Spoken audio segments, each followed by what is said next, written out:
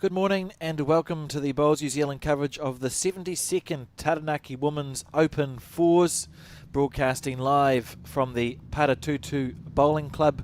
And we're at finals day, and we're up to the final, which is convenient, and we're going to watch a game between the Thames Valley team of Kay Bunn, Val Matthews, Deborah Gainfit and Molly Galloway, who are taking on the Omokoroa team of Sue Hodges, Ruth Lynch, Rochelle Morrison and Karen Pickering.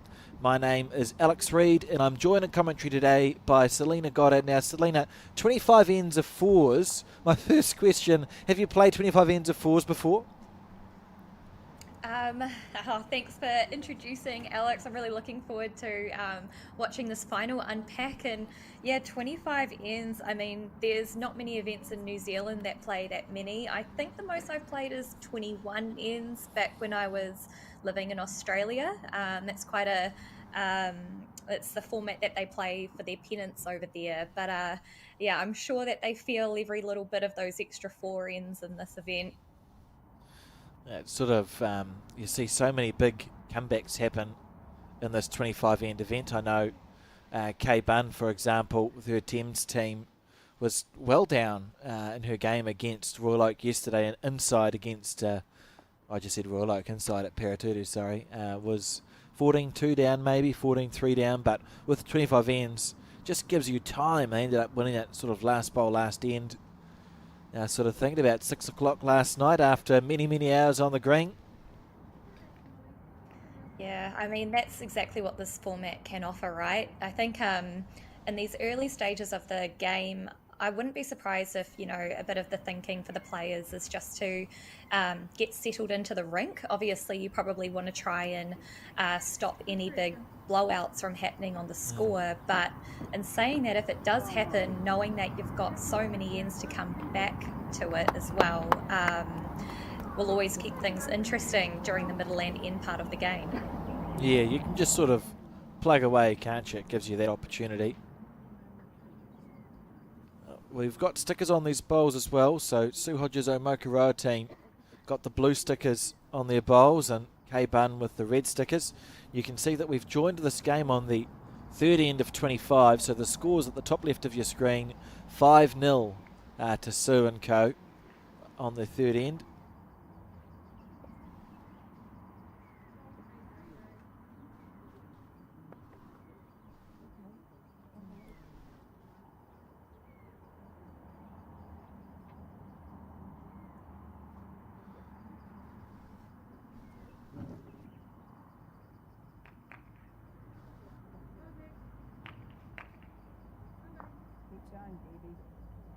So I see the name of Ruth Lynch.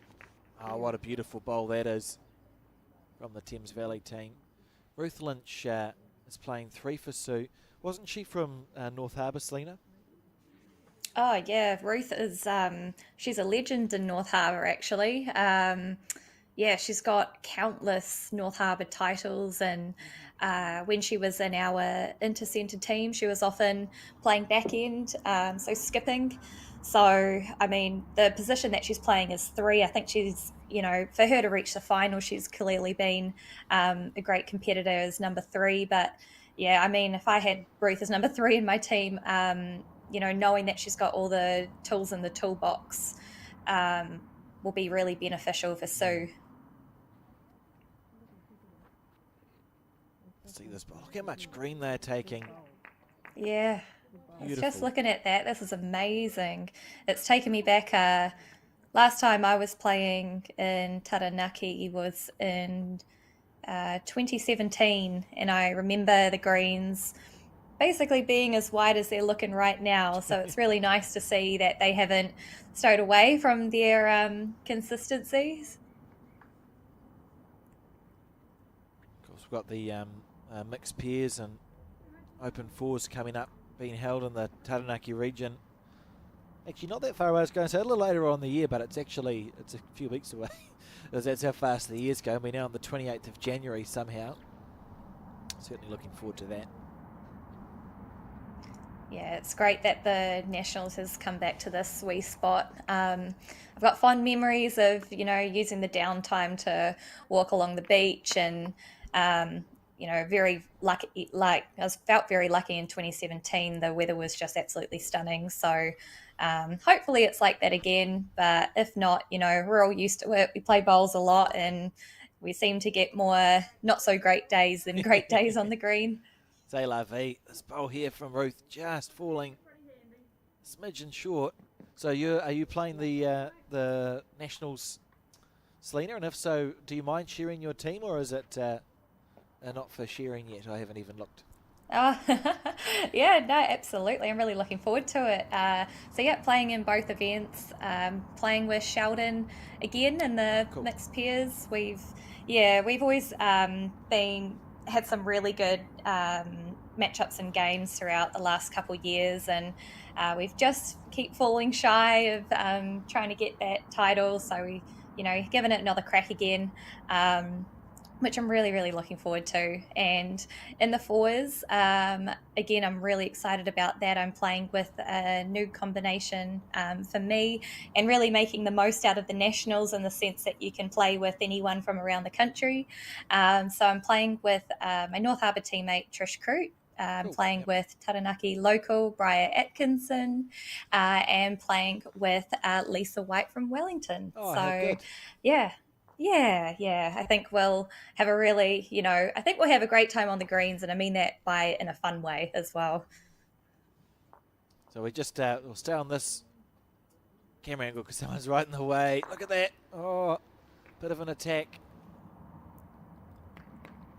Sprung the jack out. We'll look for the stickers on the bowls. We'll get used to it shortly, but it's funny now with the coloured bowls. Fours, I suppose it's always been hard because it was used to be all black, but I just find it if you're not paying full attention, you can start going, I don't know who's what anymore. It all goes. But when you're in the game, it's nice and simple. Kay Bunn here just trying to stop her bowl.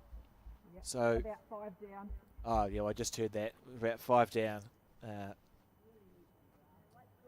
Says Ruth. So 5-0 up on the scoreboard. 5 down on the head. This is a big bowl from Sue.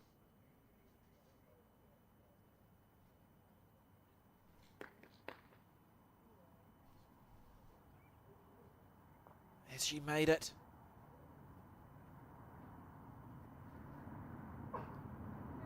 Just about. Yeah, you'd be pretty happy with that. It looks like I think I saw an indication of 2 there. So, so far cut 3 shots out. You'd be pretty happy with that.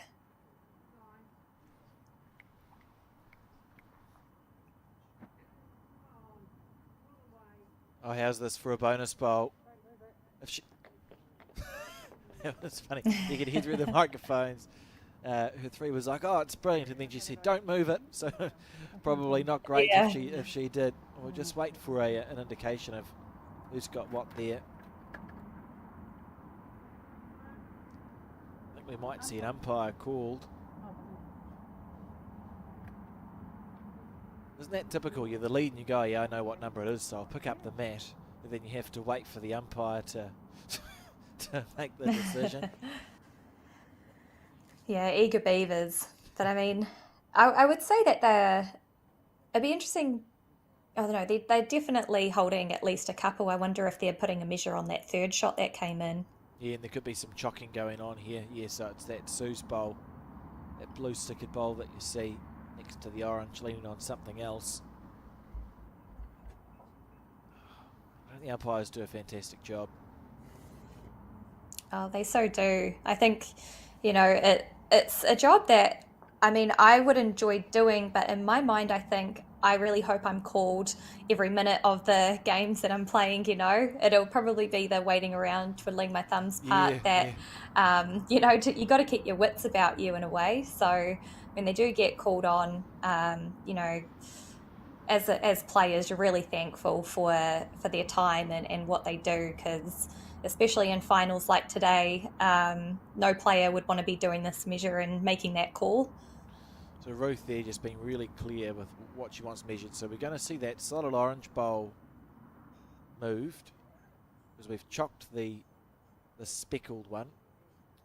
Speaking to this umpire this morning, actually, she's got a really cool. She's got a bowls bag for her umpiring kit, which I thought was quite a good idea, and reminded me how many things that an umpire sometimes has to have. So we will. She'll have to move the. She'll have to move that orange bowl in a jiffy. Just measuring the.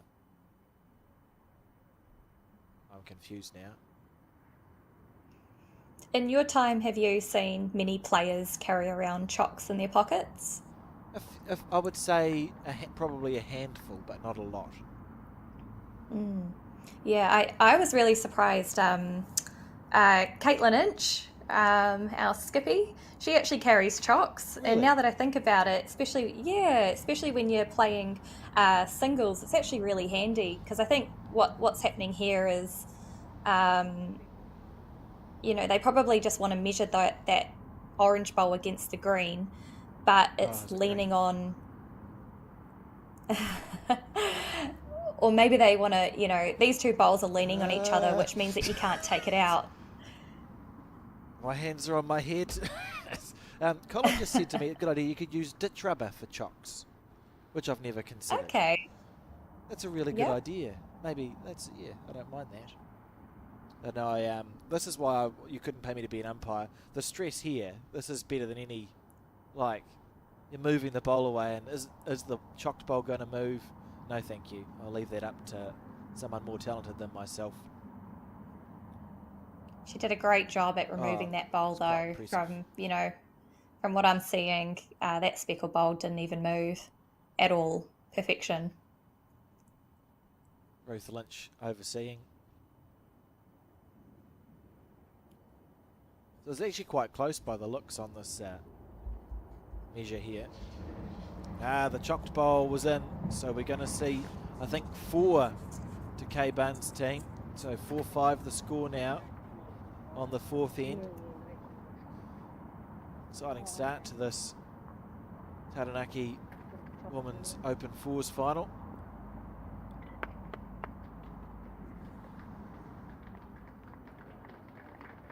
I was only 3 by the looks. I was getting a bit excitable. So 3-5 the score. The scene's not so wet. You can see just in the distance that Jack was thrown into the, well, not throw, I keep saying thrown, delivered into the ditch, which means that it gets re-delivered by the opposing lead.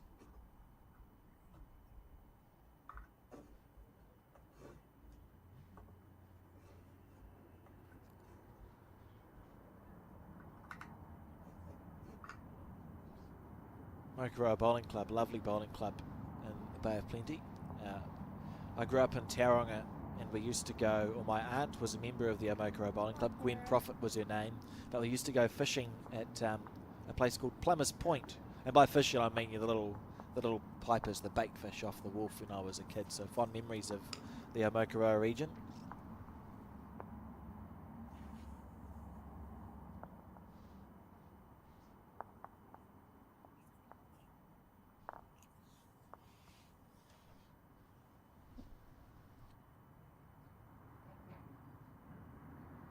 So much green they take. Well, that one's, is that going to prove me wrong and be slightly wide? If she'd had the run in, it would have come back to the centre line. Yeah, that's right. Yeah, I've got no doubt that the line that we're seeing now, it's wide, but as the day goes on, and if this rain is going to hold off, it's probably only going to get a little bit wider. Yeah, absolutely. It's quite satisfying as a player, isn't it? When you're keyed in, you can sometimes you can spend a bit of time not trusting that the bowl's going to come back. That's usually if you're at the start. I find it's if you're at the start of the season or haven't been playing much, or if you're on slow green sort of thing. And it takes a little bit just to trust that when you do deliver the bowl out, it's going to come back. But when you get that trust in your bowl, it's pretty satisfying. Yeah, that's it. I think, one sort of when you get onto a rink, or you notice that the green is changing, one thing to just focus on if you haven't quite found it is that centre line. It just brings you so much more confidence into your weight management as well. Keep things simple. We say it's just line and length, but in my personal opinion, that's the right way to tackle it. Think about the line first, especially when you're getting on a new rink, and then obviously that length will come. Work from there. There's that nugget of gold that Joe Edwards always brings out in the commentaries, isn't it? Is don't cut the centre line, particularly when you're holding the shot. You don't want to see your bowl cut across the centre line because that's danger territory. And kind of going back to what you were saying as well, when you do see your bowl cross the centre line, I do find it quite fascinating watching the players and seeing if they do continue to watch their bowl, because sometimes you can actually learn a lot from how much it is crossing that centre line, and just help lock in that visualisation of, right, well, I've missed it this time, so how much more do I need to take it out for the next?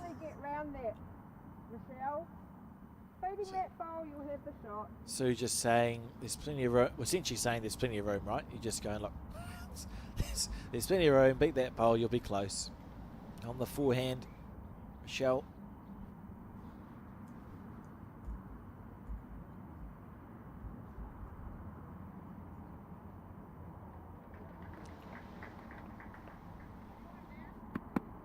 Reasonable line here. That's lovely stuff. That's a really, really good bowl. That's what you're beating, buddy.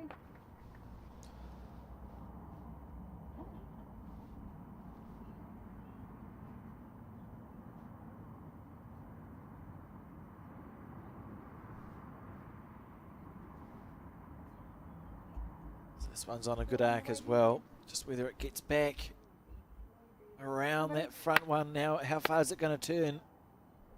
Look at this. Oh, not a bad effort. Very good.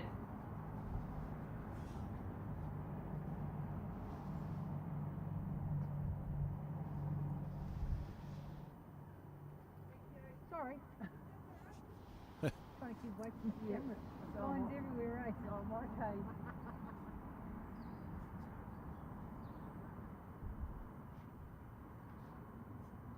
So we've seen the blackjacks, Selena.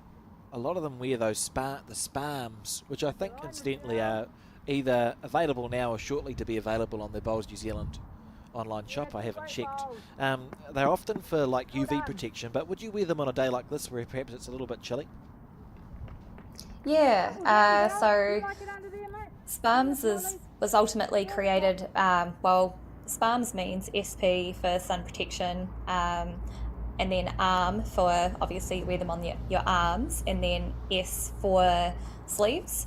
So that's where SPARMS was kind of birthed from, I guess, but they've adapted their line and also created some items for when the weather is a little bit cooler. So personally, when I play bowls, I like to be wearing things that don't restrict my movement. So sometimes wearing jackets can do that. So you'll often see me wearing a turtleneck long sleeve SPARM, which is a little bit warmer, and a vest. Just like what we can see Ruth wearing here. But no, they're very good. They're very comfortable, and if you do want that sun protection, they're a little bit different in the sense that SPARMS aren't just the ones that cut off on your bicep. They actually wrap around your shoulders as well, if you wanted that little bit more comfort. So yeah, they do have a fair variety out there. Look at this here, Ruth Lynch. Such a classy bowler. Look at this. I mean, how good. That's fantastic stuff. Yeah. How you see it. 3 down, says Kate. Play it how you see it. And the challenge with this head, we've got those 4 short bowls, and they're all sort of in irritating spaces, a few of the Thames Valley team.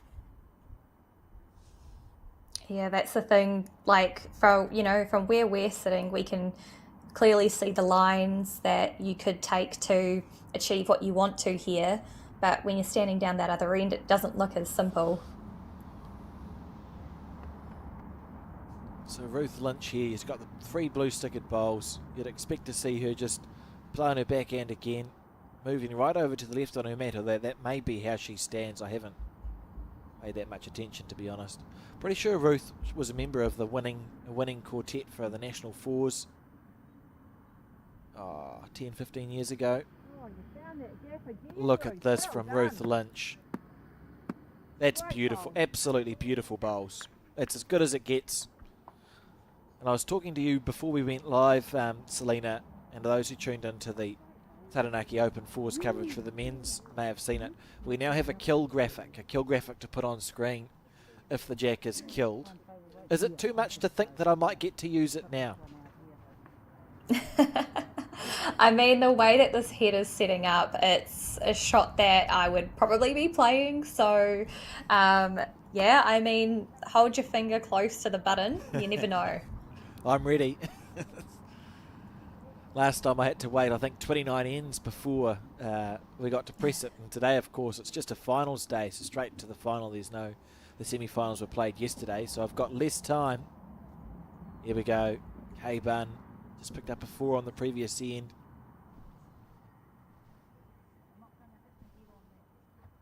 On the back end. This is exciting. Something. Oh, through the gap. Great try, Kate.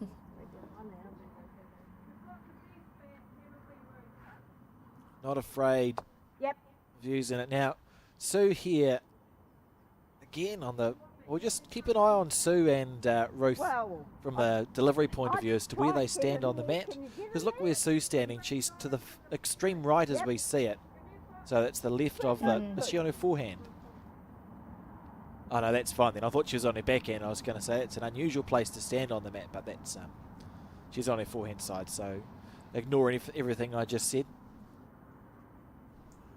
I do think it is, something to pay attention to, though, of players, especially those that you do admire, that you see getting that centre line a lot, because you will notice that a lot of players do use the mat when they need to get around bowls, or if they wanted their bowl to get more turn. So other than just changing your line visually and with your arm, you can do it while you're standing on the mat as well. It's okay here on the nibble. Needs her bowl to hold up. Not enough weight for a kill, but she's moved things. cut it down. Where'd it go? To the back left as we see it. I think she may be... Oh, 2. Holding 2, says Ruth. Was an effective bowl from Kate. Yes. And this is the thing that you talk about practicing, isn't it, Selena? You're drawing essentially a couple of feet away from the ditch and the jack's off centre. See, now she's on the far right. Yeah, that's right. On the back end.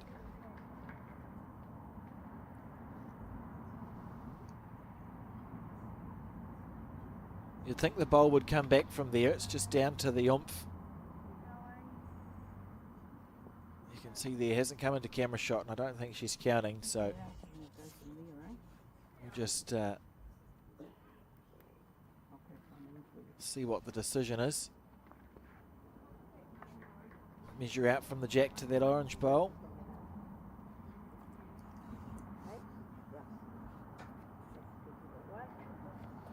One.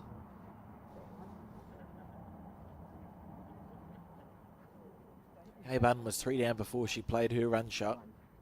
And it's cut it down to 1, so that's a very effective bowl from Kate. And 6-3 the score now after 4 ends of 25. There is a morning tea break, and that's ordinarily taken between the 9th and 11th end of the Taranaki Fours. Just an opportunity for the players to have some refreshments.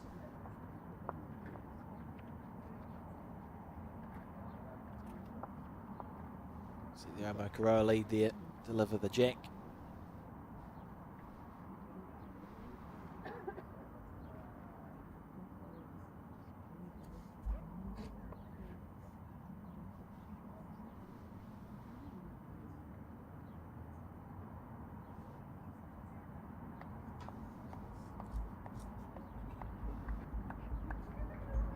Karen Pickering here on the mat with the blue stickered bowls.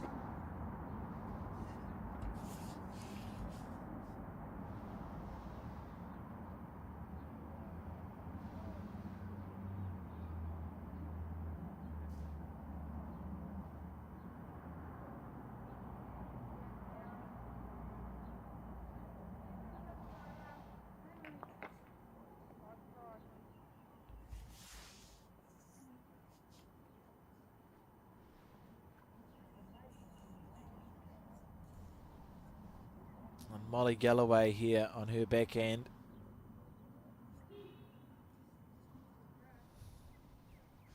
Yeah, I've seen a little bit of follow the leader so far in this game. A lot of the players tend to be sort of sticking to the same sides of the rink here. So, although from where we're sitting, I'd say that both hands look equally like they're both swinging as much as each other. So who knows? Could be a personal preference on a backhand, maybe. Some players do prefer their backhand only or forehand only. But a lot of the times you do see players choosing the side of the rink based on the conditions. Yeah, it's interesting. It was interesting when we were here for the men's fours last week, because more often than not you find trends sort of set themselves in a fours game, don't they? So you see sort of everyone goes, oh, that's definitely the best hand, we'll play that. But it's not something that I noticed hugely. Both hands are very similar here at the Paratutu Bowling Club, or it seems to be. So the players are quite comfortable playing either, and then as you said, it just comes down to what they feel most comfortable doing.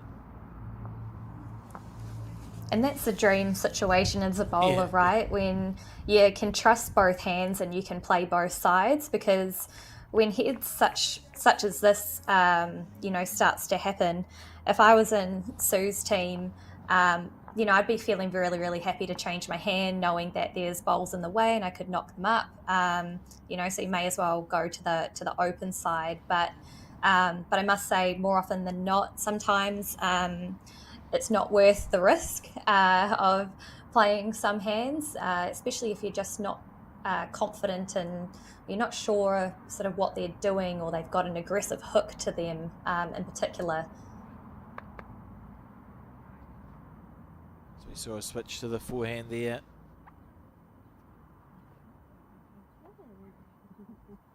That's because that backhand side is pretty logged up, as you can see. All the bowls that sort of sit around between 1 and 3 o'clock on the screen stop a nice draw, so we'll see a switch to the forehand. That bowl, I'll be surprised if it holds up long enough. She'll be disappointed with that one.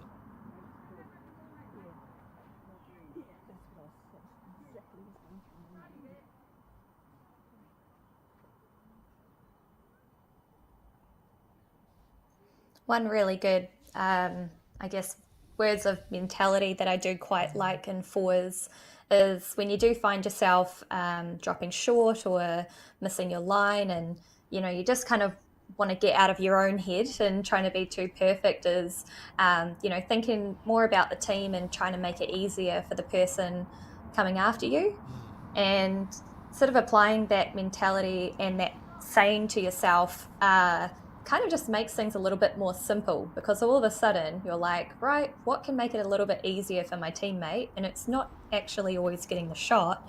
It's more about, finishing more near the centre line and obviously in that sort of pocket area behind the jack. And if you can do that, you're always going to give your team chances. Oh, look at this. What a beautiful correction that is. And your first bowl's been short and narrow to make that correction. That's a lovely shot.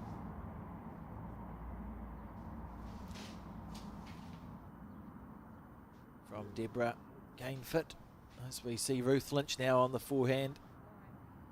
Played some lovely bowls already in this final. We're only on end 5.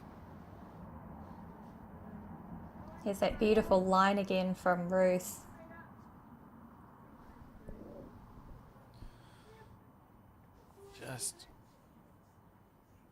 Just a gallop. So this, Val Matthews here, another very experienced bowler. Remember, we broadcasted a game of that she played in singles the year last year, or the year before last, because we're 2024 now. When you won the New Zealand singles, Selena, she was undercover at Oriwa. I don't recall if it was section play or post section, but I do remember she played very well in that match, and a name that a lot of bowlers will know, Val Matthews, as they know Ruth Lynch. Yeah, Val's a very, very, very handy singles player. So, yeah, if you did see a quality game of singles from her, that is not surprising at all. And yeah, same as Ruth, I'm kind of getting flashbacks here to looking over when we would be playing into centre, and I was in the singles and she'd be skipping the fours, and just seeing her just able to draw anything all the Yeah. time, like Yeah. that's such a strength of hers. This correction here from Val Matthews, taking a better line. Oh, she's going to get... That was a well-played bowl, really. Quite unlucky if she's managed to give the shot away. I don't think she has. Still looks like that red stick at orange bowl to me is the shot that sits at 2 o'clock to the jack. Be interesting to see if Kay's feeling a bit adventurous here, and we'll opt to play the other hand now because they're holding one. They've got, looks like, the third shot. If they're playing that a line, which will obviously be under that sort of purpley pink bowl, there's a lot of chances going on just over the draw. Nothing too crazy, but just to try and take that option away from Sue in terms of rolling that bowl in. Looks like she's playing her forehand side.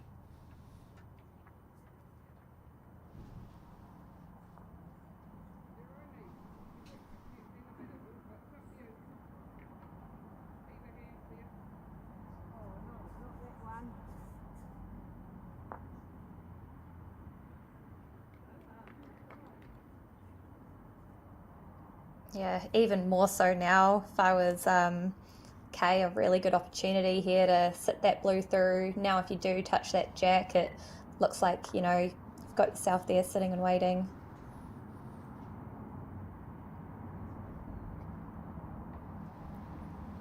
Steering this bowl down, Kay. Is my bowl third shot? Interesting.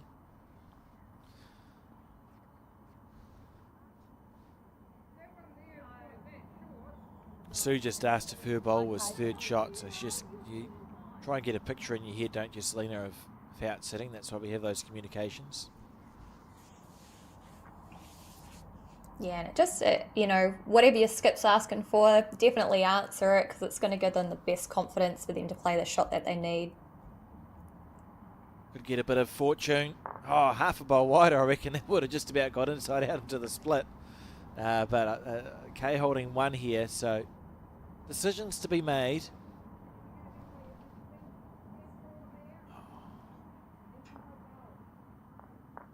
Just a foot placement there from Not safe for here. Val Matthews saying, please put a bowl here for second.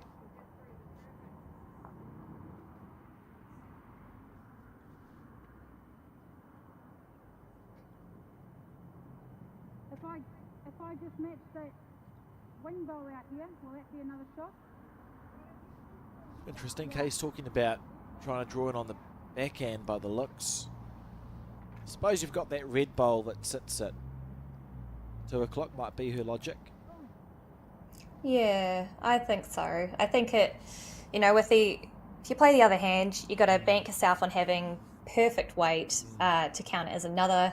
If you don't, you've got chances of, if you're a wee bit heavy, to potentially give it away. Whereas the other hand's probably a bit safer. Yeah. As you said, use the pink with the blue stickered bowl as a guide.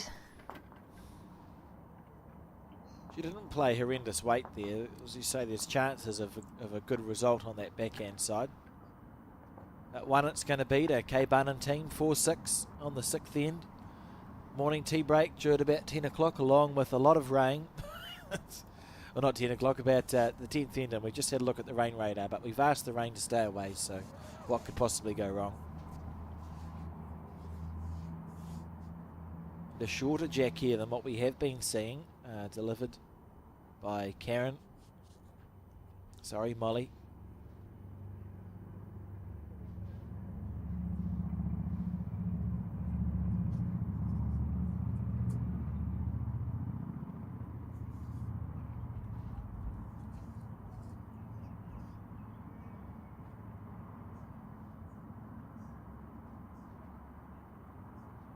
First bowl just running through a little. She has just gone into the ditch.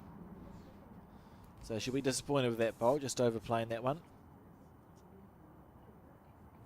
And this is Karen Pickering here on her forehand side. So leading off on the opposite side to what Molly Galloway led off. Maybe that Molly just prefers her backhand.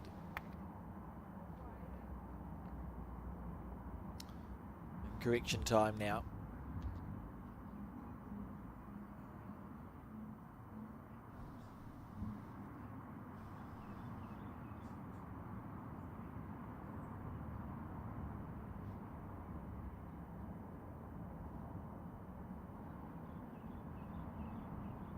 It's an end you just move on from, isn't it, Selena?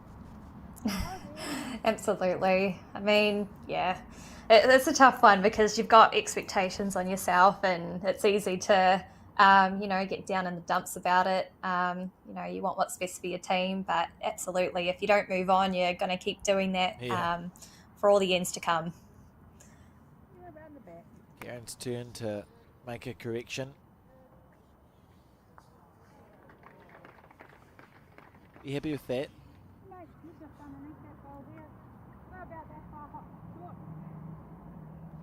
If you want to find all the results for the 72nd Taranaki Open Women's Fours, they're available on the Bowls Taranaki Facebook page and website. They've got a Google Doc. What's a Google Doc?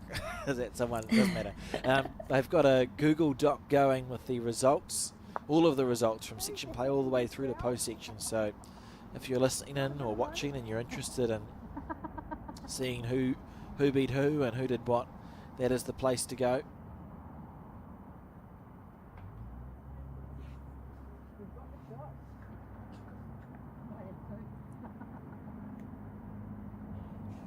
On the back end.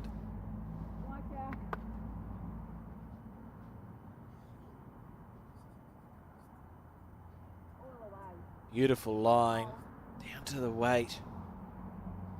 It'll be really interesting, Selena. Just an idle thought, but it'll be interesting if it does rain on us.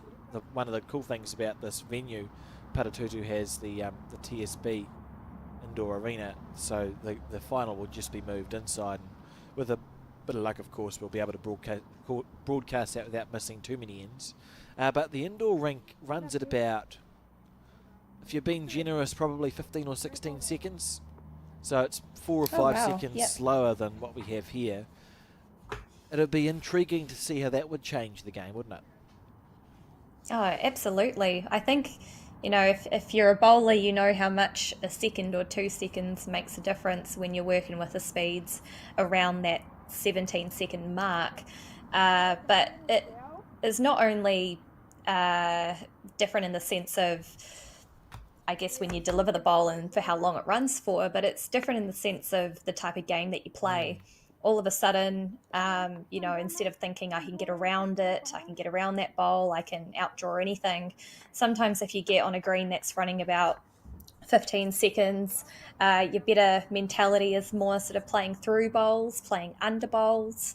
So it does suit some bowlers more than others. But yeah, it will be quite interesting, especially if it is around that halfway mark, to see, I guess, to have a fair comparison of what's going on. Yeah, the twists and turns. I know certainly sometimes when I've been playing and losing, I go, please rain. I need something to change. Ruth on the back end.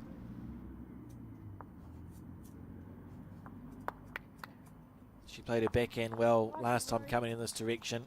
She's got the green right again. Oh, look at that. That's just beautiful to behold. Look at that. Absolutely amazing. Yeah, very classy. Yeah, Thames needs to change something here. Foul on her forehand. It's the sort of head where you could blink and accidentally drop a number.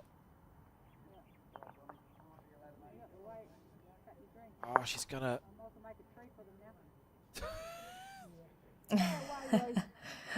The disappointing thing about that for Kay's team is that pink bowl that sits at 12 o'clock sort of it vaguely protects it, doesn't it? Because if you're looking to have a run at that, you have to get it square or to the right as we see it, or it's just going to chip off. and you'll still be 2 down. So a very, very good head building here for Sue Hodges.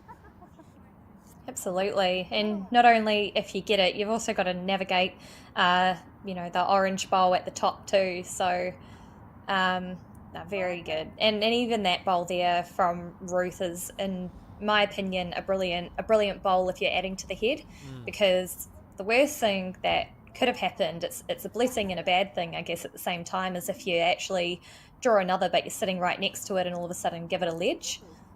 Whereas her bowl that came in there, it's looking like it's fourth shot at the moment, but even if Sue came in even if Kay came in and set that last bowl, you'd still be 3 down. So be interesting to see how this end starts to build at the ends while we got the skips there. Realistically, if Kay can restrict this to 2 points, that's a win for Kay's team. If they can only drop a 2 here, you'll call that a successful end, because the way it's building, this is an end that can stick for a number. Sue Hodges. There's the indoor arena, the TSB Bowls Complex, where we will go if it does rain. Like I said, we've asked for it not to, but we did have a look at the rain radar, and my understanding is it's really bad if it's a dark blue and that's all you can see. I don't think that's a good sign, but maybe it'll avoid the Paratutu Bowling Club if we ask nicely enough. Good to have the indoor complex anyway, so the stress is reduced as a bowls organiser, I suppose, because you're going to get it played out. A very narrow target still. Quite a fortunate result there, in the sense that it landed on the centre line, but in saying that, she was also very, very much in the area, and I even think if she missed that bowl, she still would have been within that range. I agree. Kay frustrated. She's walked away, but Val is still watching it as if it has a chance. We're going to see it duck across the head, and an opportunity here for Sue to add a bonus. 1, 2, 3, 4. They're probably holding 5 there, Selena. Huge end. Imagine if she somehow managed to accidentally pop the jack. That would be disappointing. Yeah. Looking to add the Yeah, bonus. all she's got to do is just beat those orange bowls to the side, and she's done it. Beautiful bowl. Lovely stuff there. And that's going to be more than a handful, I would suggest. 1, 2, 3, 4, 5. It might be 6 here. I think it was 6. That's a huge end.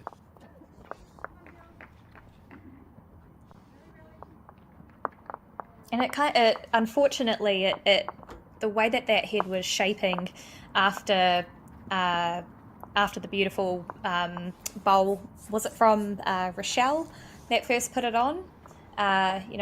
When you do get that front toucher right on the line, it puts your opposition under tremendous pressure to actually find that centre line now. And sometimes your best bets when you do see your opposition do that is just to think, right, just get one within a mat, just get one in the head, have it handy, don't need to be perfect.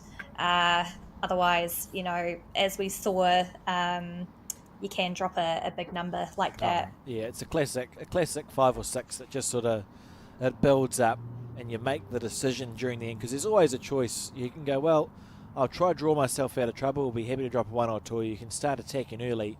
But in that case, by the time we got up to the threes bowls, Val's bowls, it was actually a really hard head to attack. Yes. There was nothing really on. So then you're committed. You've got 4 bowls to try to draw as close as you can.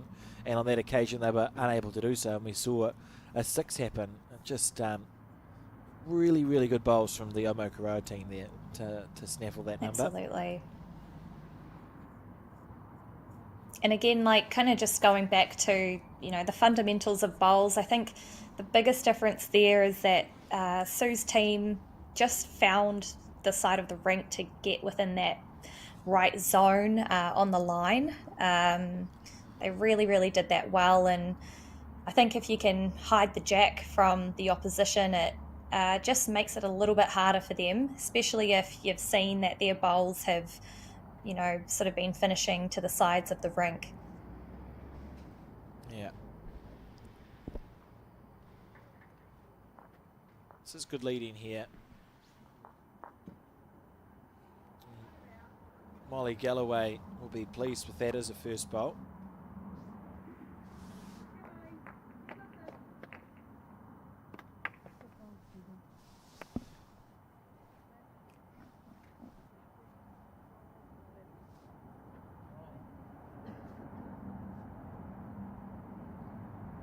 Just making sure her hands are dry and the bowl is dry to grip. Do you use, what's it called, Grippo, Selena? Yeah, I do. It kind of depends on the climate, though, to be honest. In hot conditions, I don't. I'll just use nature's Grippo. Yeah. So, if it's coming off me in my hands, or, just sometimes you'll see me often touching the ground just to get a bit of the, I guess, dew coming off there, or if the green's sweating a wee bit. But if it is a really cold day, then I do use Grippo, just because, your hands are very important to try and keep warm and to make sure that they're functioning properly. And having Grippo just makes it a little bit easier in the sense to hold the bowl. Oh, look at that. That's a beautiful shot. Training it around the corner. So sort of reset the head, and we've got 3 short bowls on the back end now. I remember a Grippo. I was used as child labour by my grandmother. We used to polish her bowls with Henselite Grippo, and her polishing system was to put the bowl, and she had 2 old stockings. So I had one and my sister had the other, and you put Grippo around the bowl and then you polish it in the old stocking. And that was our fun activity during the holidays if we were over there for a weekend. I now realise it was just a brilliant way to get your bowls polished. I do get quite fascinated about how people do use Grippo on their bowls, because there's a ton of different products out there, and a ton of different techniques as well that work. So, I'm always up for trying new things. So, Alex, maybe at the mixed pairs and fours, since you're obviously got that experience. Tap you on the shoulder. Maybe you don't have anything to do. A new side hustle. But I remember it was quite satisfying because it's an old stocking, and you put the bowl into it and then just sort of move it around, and it all just sort of. She did it more for the shine. She had very shiny. It was the days of all the black and brown bowls. So she had very shiny black bowls with the Henselite Grippo. Those were the days. As we see this bowl here, I'm not sure if it's going to quite make it. Oh, got bogged up the front, so we see a wall building. Feels like a dangerous time for the K-Bun team. A little run of form for Sue Hodges and co, the Omokoroa team. You could find yourself staring down the barrel of a score that doesn't look very good. And just, actually not easy situations to get out of as well. So, I know, sometimes you can be playing a game and actually think that scoreline doesn't actually reflect how all the bowls have gone. Sometimes all it takes is just that one brilliant bowl from your opposition or from you to just keep you ahead and keep you in line. And, as we've seen here, that, Rochelle's bowl being a toucher there, and also now nestled behind a bunch of short bowls, it's looking very hard to beat all of a sudden. Yeah, has to be an exceptional bowl played to recover the shot. Val here could get a little wick. That could be helpful. Little wick. And now's the bias going to take the bowl back in. Not quite, but second shot. That'll become tempting now, depending on what speed Kay is happy playing. You could look almost underneath the head, although that's still not. I'm not sold that that's a fantastic call. What would you play here if you were Kay's team? I think like if I was in Kay's team, I actually would do that. I think almost just change it up a wee bit. Like if you can sit that blue bowl out and get a little piece of the jack, happy days. This may make it more Obviously, tempting. here comes Ruth though with a Oh. brilliant bowl. That's as good as it gets, isn't it? That's fantastic bowls. Yeah. And Val been asked to try and outdraw that. I mean, there would be a temptation just to have a nibble. I think that's what's being called actually underneath that. If you chip that short bowl out, at least it's then easier to get to, isn't it? That short bowl that sits at 11 o'clock. And Val on the probe. She's very close here. Gets underneath it clean. She's okay. Still a good bowl. The way that it's setting up, you might be able to play your kill animation. I didn't want to say it this time, just in case I put a hoodoo on. But I'd be pretty pleased if we could play the kill. So that's what Sue were thinking here, eh? We've got a head that we're holding to with a nice narrow target. So for Sue, it's about not making the target easier for Kay Bunn when she gets up to her bowl.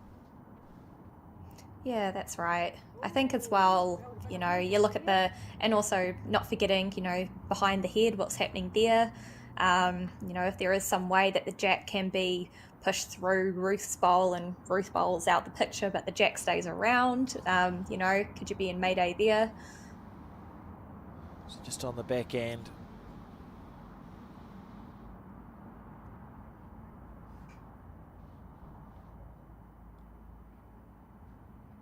Wherever you go is okay here.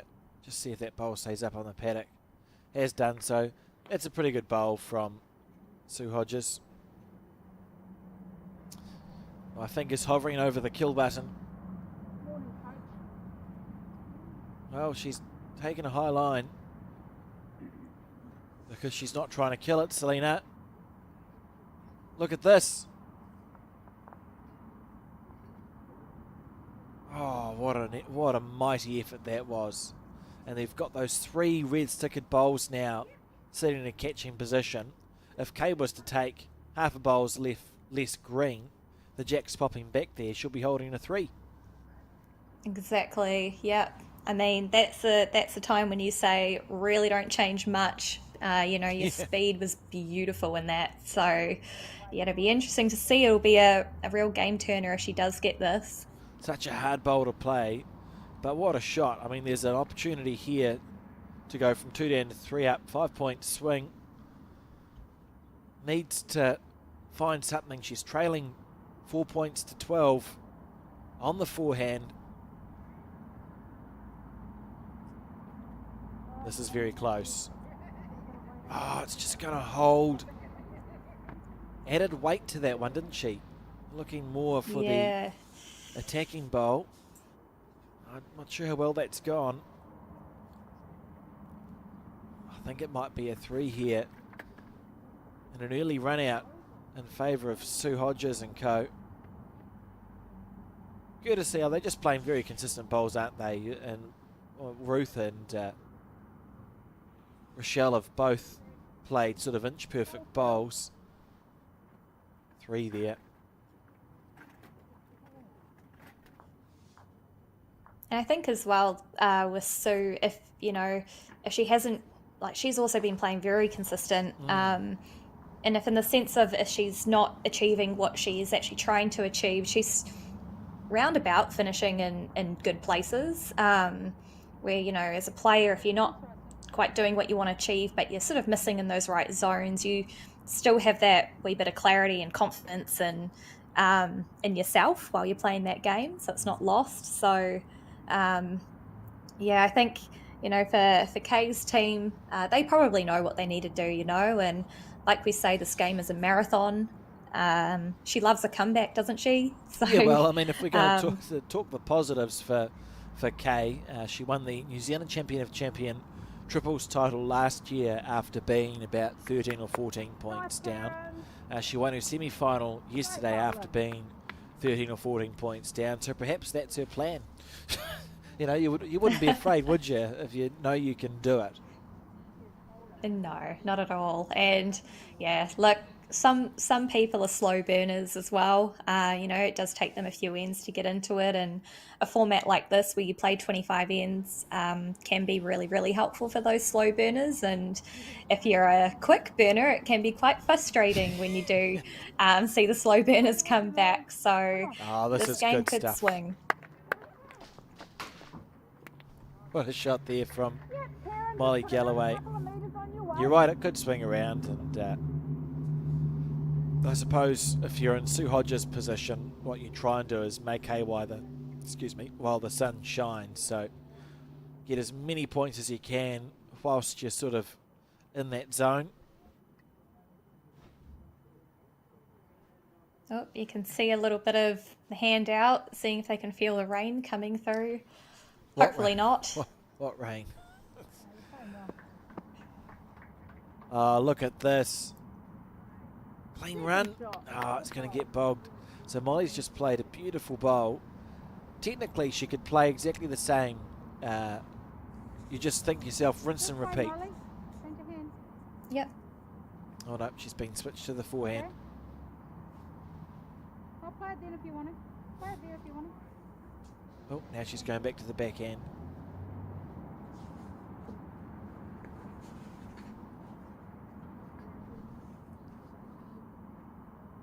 It's Molly Galloway here.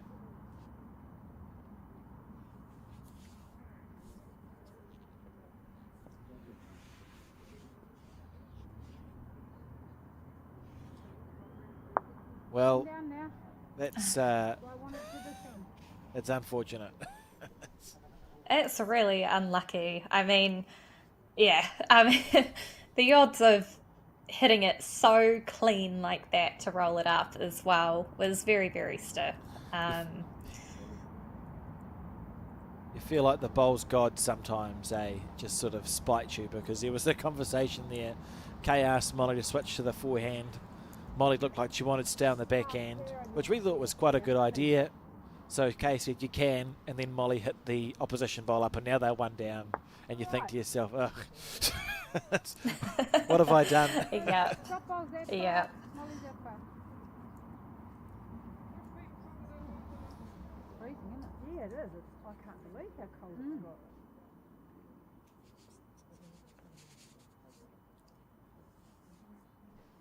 Come on, Deb. Help me out. Somebody.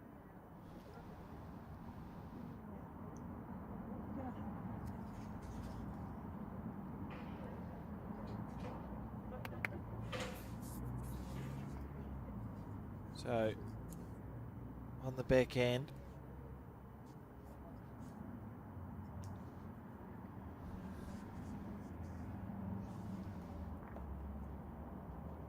Yes, just out.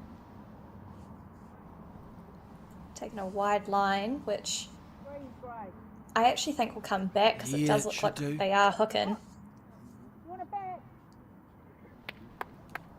Just that, Debbie. It's a lovely first bowl to play, isn't it? And just, it's just beginning to feel like, the K Bun team will think, look, we just need to score a point. It's Debbie Gainford here on her forehand side. The orange bowls.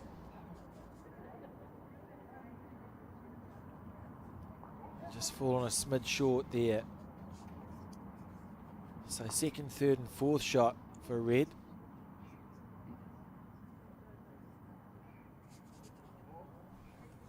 Now Ruth has been loving the backhand coming this way.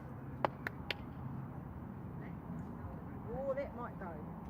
Oh, she had the right. She had the right line. Should be two See down, there, down, just into turn the around. ditch.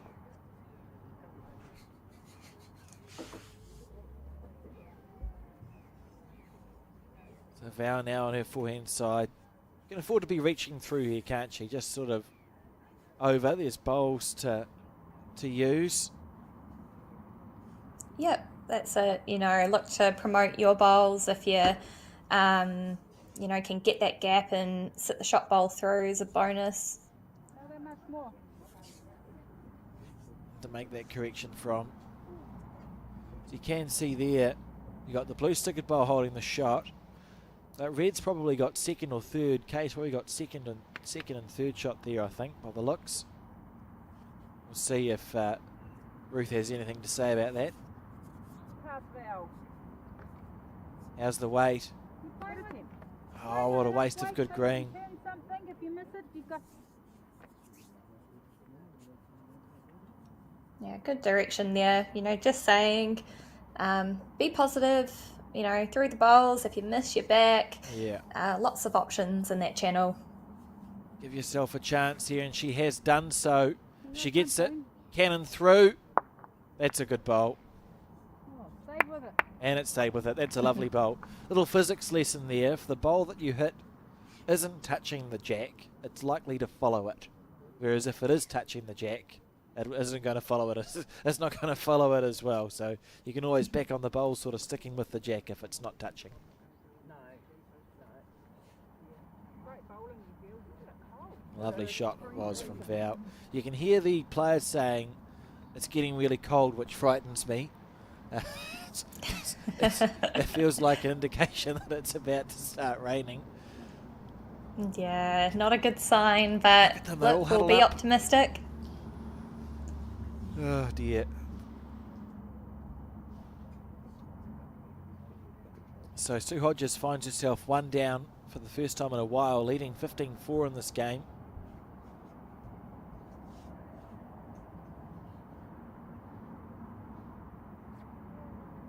Ruth. Just watch it from this angle. She's popped one up. All right. It's what the players see, and it's fascinating when you have so many short bowls, isn't it? Because it just feels like you're going to have to thread a needle. It's Kay on her backhand.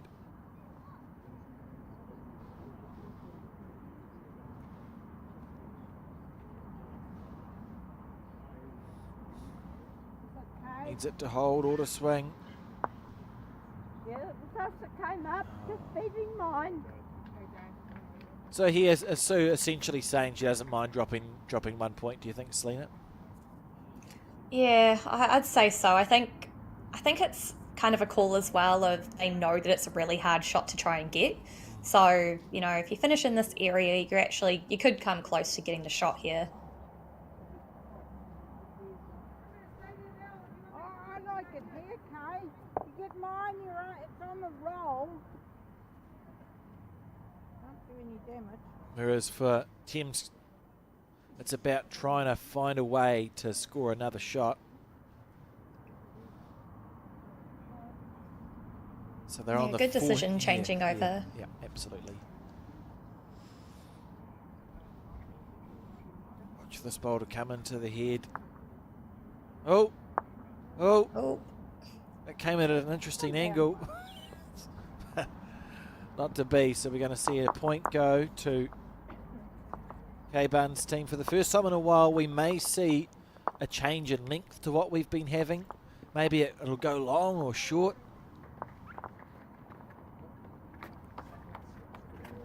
Just to change something here. Molly Galloway delivering the jack.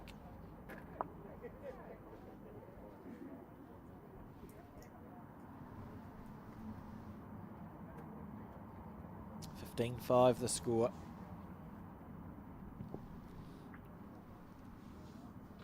This event first played in 1949 and won by a team from the New Plymouth Club. O. Andrews, C. Way, G. Murray and S. Thomas. So into its 72nd year, which is a fair effort for any event. yeah, there's not many events out there in the bowls world that last that long, and it's a credit to all of the clubs involved that keep this running and the event organisers to keep the spirits of this event alive. So yeah, huge kudos to everyone throughout all that time that have done their part to make this event such a success. Karen on the back end. It's been pretty steady off the front. Received 3 claps there from Sue Hodges at the halfway mark, so I'd suggest that's a good sign. Some skips are more generous with the clapping than other skips, aren't they? Yeah, I mean, like I think as well. Sometimes as well in the conditions too, you got to be a little bit more generous as well. I think if this does get moved to the undercover, I wouldn't be surprised if you do see slightly tighter heads, just because there's, I guess, less margin for error, in a sense that the lines will be a little bit tighter. And so, yeah, maybe if there was 3 claps on that bowl, there'd only be 2 claps on the indoor kind of thing. I find sometimes you have to read in between the lines. I know we've got Colin, who's one of our broadcast people, and he presses some buttons. And him and I have played a little bit of bowls together, and I learned early on you read between the lines. So if he gives you 1 clap, that means it's an absolutely brilliant bowl. If he looks at you, it means it's okay. You just have to make up your own. You figure it out. You just read between the lines. It's like inventing sign language. And sometimes you actually don't know. and that's kind of going back to that, like, you sometimes don't actually know what teams are trying to achieve. Yes, you want to win the game, but sometimes you might know that, for example, just say a lead, for example, has typically been finishing short with their first, so all the goal is to finish behind the jack. And so if the person's finished behind the jack but they're nowhere near it, you might actually be getting a clap from your skip there, because they know what you were trying to achieve. It's the same thing with even your delivery of the jack.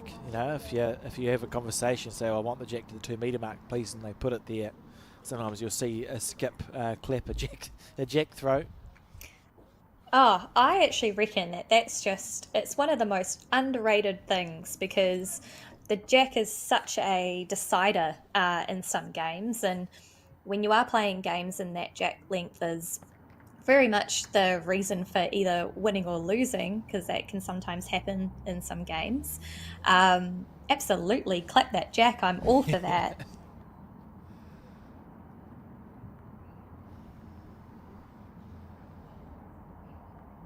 DB steering this bowl down.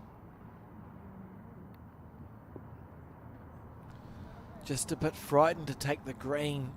And we've seen this head a bit scattered. It is the first 2-2 that we've seen, so the bowls are going to turn more because they've got further to travel.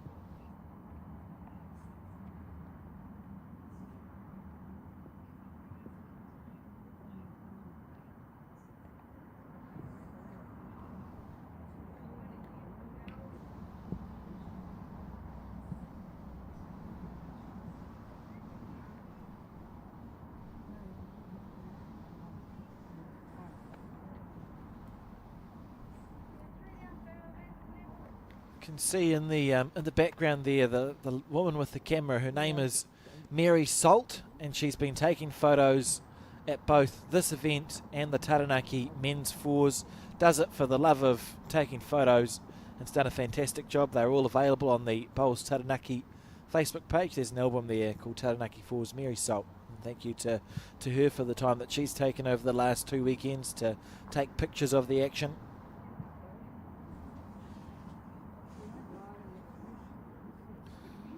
This head really is becoming a war of attrition, isn't it? It's just about trying to, there's no shot play on at all. You're just trying to draw your bowl as close as you can to the jack.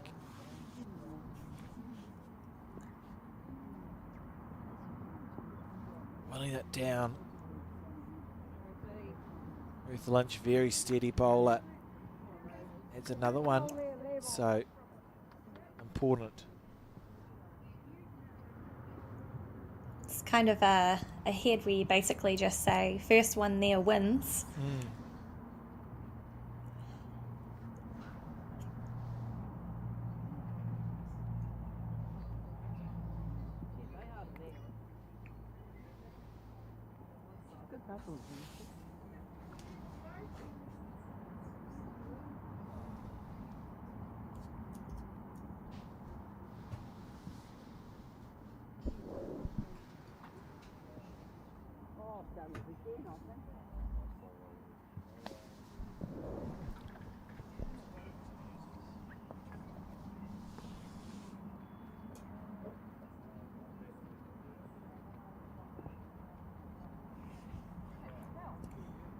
quite a few of the players struggling there just to,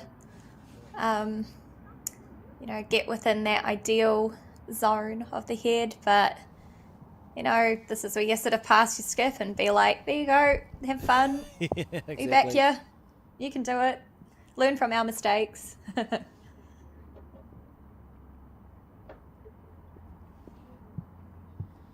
Exactly.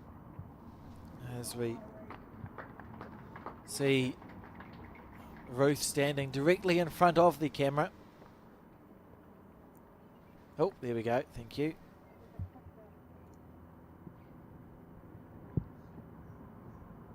Oh, looks like a very warm vest that Ruth has on. The stitching's lovely on it. Yeah. Nice close up there for it. Well, she thinks that's a good bowl. So this is Sue Hodges here on the back end.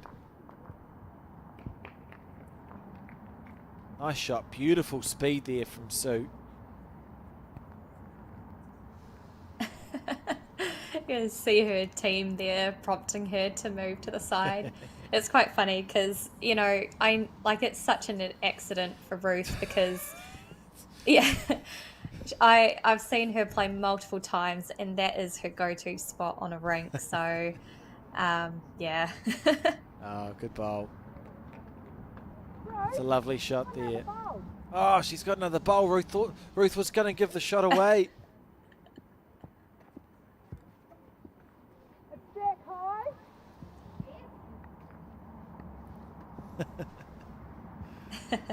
Oh dear. Never fails to entertain bowls. So you'll see coming onto your screen from the left, Sue Hodges bowl on a second. She's one down to that bowl of Kay Buns that sits at 1 o'clock.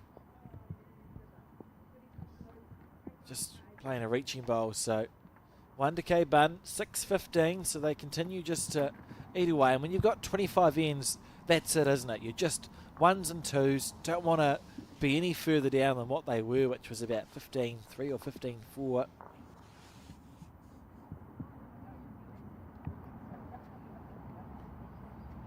So we see the jack delivered by Molly Galloway.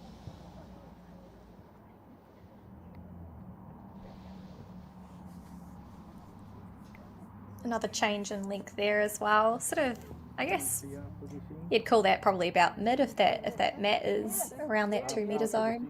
Sounds good. Thank you. They're going to have morning tea after this end. So for the viewers, that means that we will go to a break on the broadcast, and I would just be prepared for us to return inside because there is rain coming. It's beginning to spit out here. I would be absolutely unsurprised that if during the morning tea break the heavens opened. So the broadcast will absolutely continue, but maybe just give us a little bit longer. Keep checking back. We'll have an update on the graphic on the screen, but if we have to move inside, it will take a little bit longer. We may pick up on end 12 or 13. We'll see how it goes. But morning tea after this one.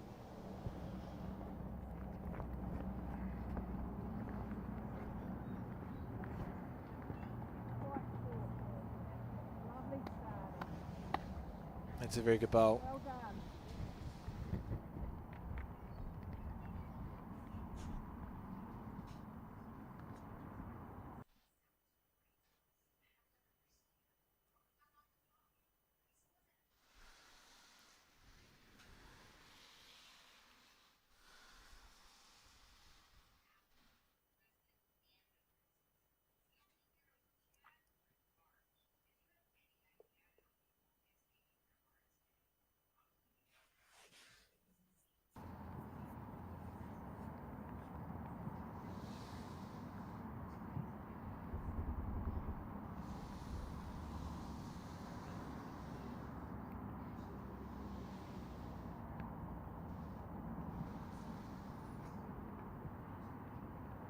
There's also a Here's final going on the screen that you can see in the distance.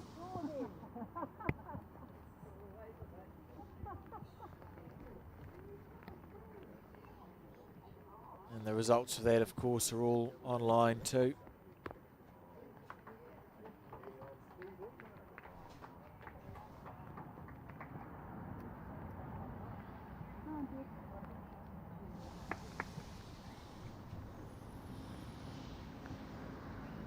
That ball just sneaking past.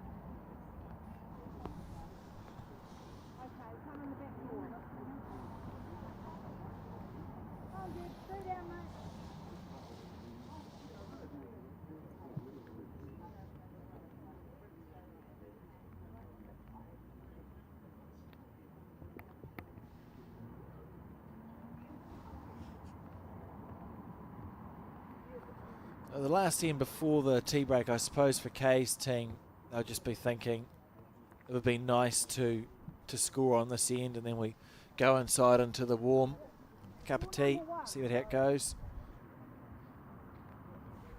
Yeah, I think, you know, sort of mentally, if you can approach the last half of the game, you know, knowing that you just need to achieve, well, not being any more than 10 shots behind.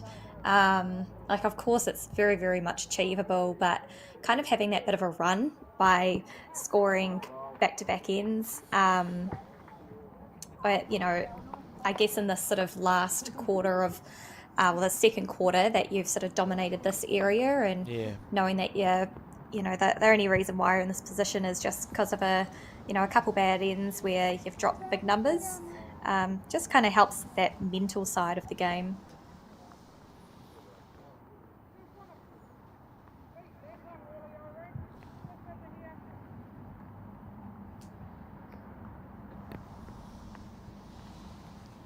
So Val here on her forehand. The loosish head, I'm not even sure. Who would you say is holding the shot there, Selena? I would say it's, you're very well to tell. I would say definitely possibly 2 or 3 maybe to Sue's team. Sue's got the blue stickers. So the closest red stickered bowl is the one at 4 o'clock. Ruth here adding a bonus. Oh, that's a beautiful shot. Well, that's the shot, isn't it? And what a bowl that is.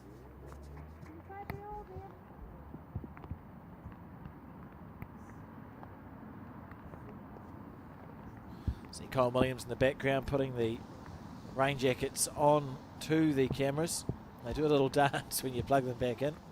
Anyway, Val on the forehand.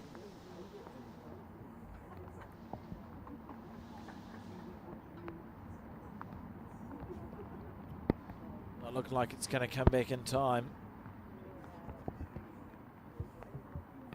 And another good head building here for Sue Hodges and team.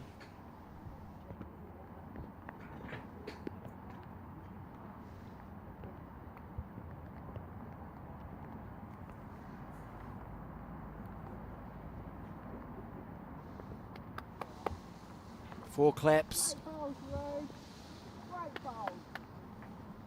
That's what we're talking about. So if you hadn't been paying much attention, you'd be going, well, why is Sue clapping a bowl that isn't near the jack? That's because it was planned to go past.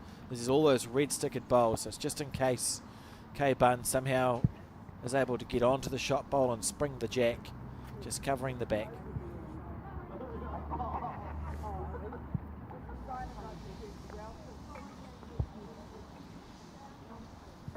And again, we sort of go back to, you know, Kay just being in really tricky situations. You know, the Sue's team have just been able to, I guess, sort of nail the jack, which has sort of been the difference. And so Kay's having to play a lot of really, really tough shots to try and score here.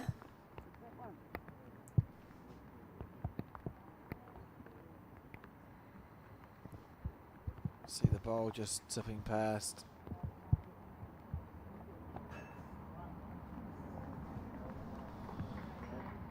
Ruth being very clear with where she would like the bonus bowl to go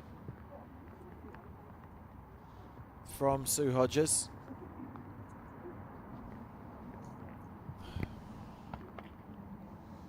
Just watch it from this angle with the jacks behind that black bowl. Reasonable shot, she'll be holding. And so it feels like a big bowl here from Kay, because if she can just drop a 1, 10 down after 11 ends is nothing. Feels a bit different if you drop a number here.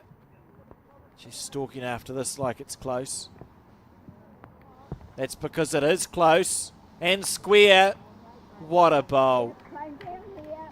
That's magnificent. Great shot. Yeah, under pressure as well. Just what you were saying, you know, it's brilliant.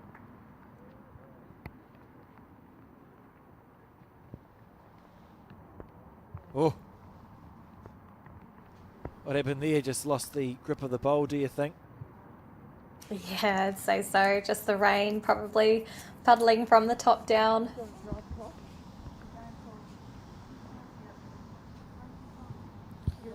Sue's just... Oh. Rightio, on the backhand side. Last bowl before the morning tea break. We'll watch it from this angle. It'll enter the left of your screen shortly. Cannon something square through. Didn't follow on for the shot, so it's going to be 1 to Kay Bunnan team on the 11th end, and we will see the teams exit the green and go to the morning tea break.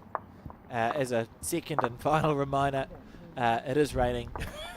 We're hoping to come back outside and that it's just a drizzle, but we may come back inside. So we will update what time we expect to play to resume on the screen. But until then, I would suggest that everyone watching, including us and the broadcast team, pop inside for a warm... Oh, thank you, Colin. There's a tea break. Pop inside for a cup of tea. We'll see you back soon.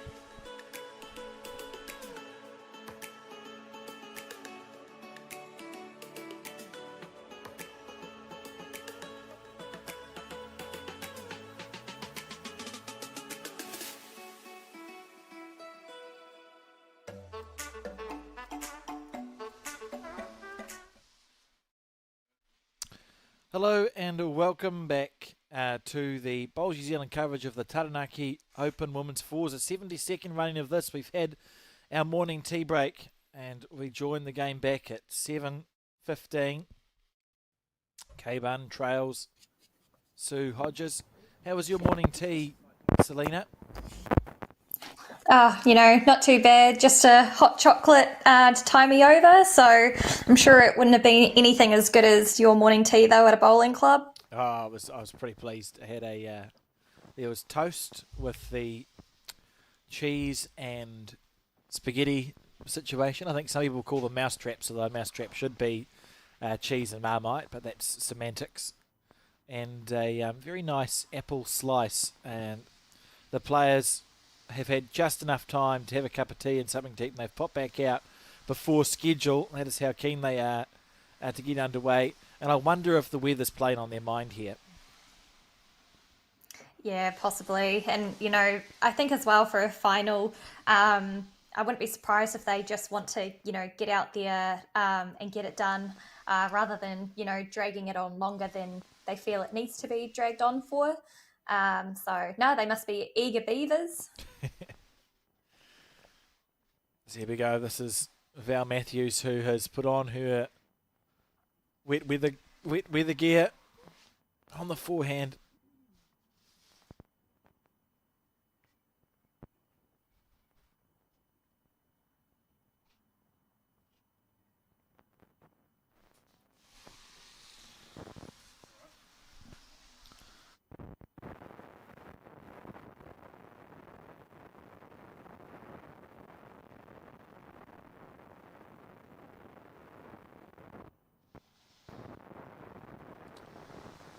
Ruth now with her bowl. Been drawing very well. Oh, just going to fall a smidge short here. And I must say, I've just noticed, look at this array of drink bottles out there on the rink. What beautiful drink bottles they are. They really are. And it's lovely. I'm very satisfied by the color coordination. I think that could be really underappreciated to a lot of people. But no, I'm happy for them with them and their beautiful drink bottles. Yeah. Support the decisions. Look at that. Fantastic. Nice to see lined up as well.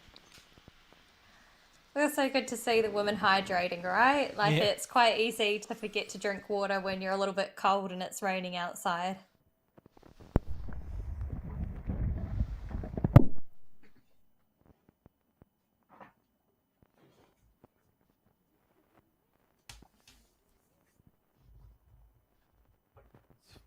This first end. Ruth played two identical bowls, but neither of them quite enough oomph. It does look like Kay's team's holding 2.5, maybe 3 on the crossover here. So much time left to go in this game. See, there's our broadcast person, Colin Williams, wearing a matching, talking about matching things. His rain jacket matches the camera rain jackets. I'm sure he'll be thrilled we've done that to him.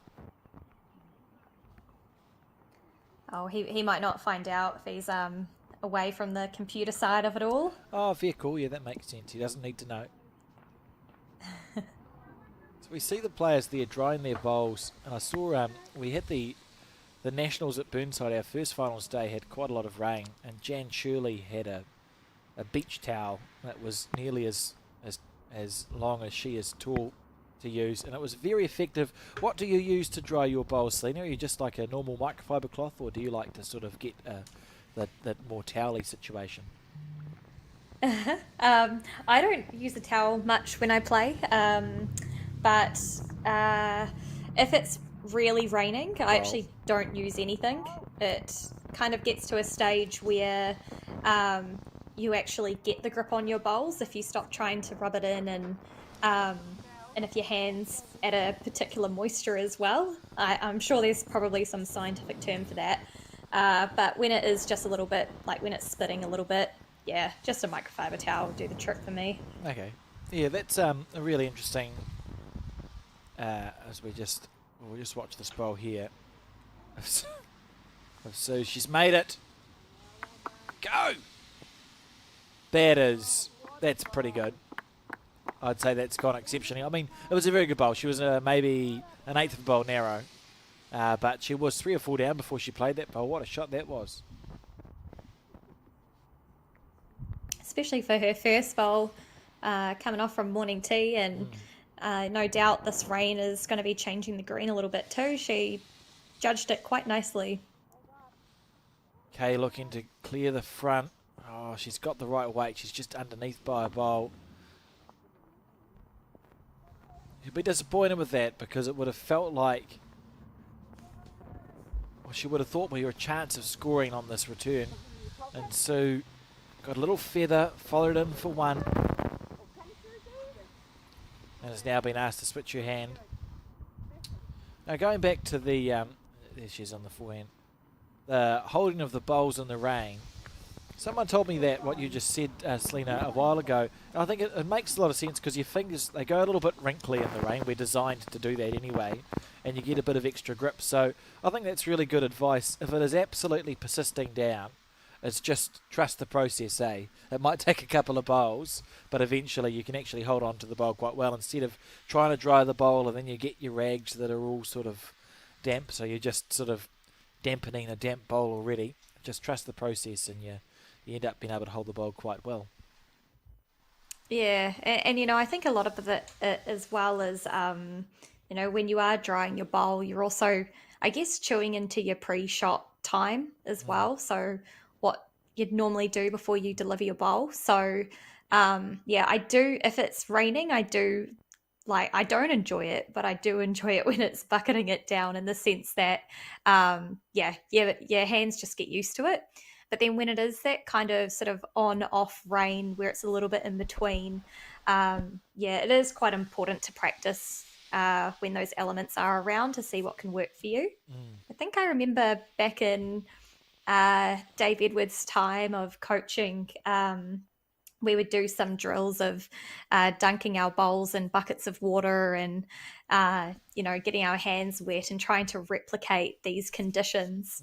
I know that we did that before we went to Glasgow in 2014, and I would recommend it because, you know, as much as we'd all like to play on sunny days, you can come to, as we are here, the Taranaki Fours final, and it's raining, and you want to feel very much prepared for it. Yeah, I suppose that's easier. It's be less traumatic than going, oh, it's raining outside, I'll go outside and practice. Better to just put the, to try and get your hands wet and dunk the bowls and you emulate the same thing without the misery that can sometimes go with it. Yeah, that's right. You know, always keep your health a priority. If you know don't need to be out standing in the rain or the cold for a very long time, then you know don't do it. Lovely second bowl there from Karen. So we see Molly Galloway on her backhand.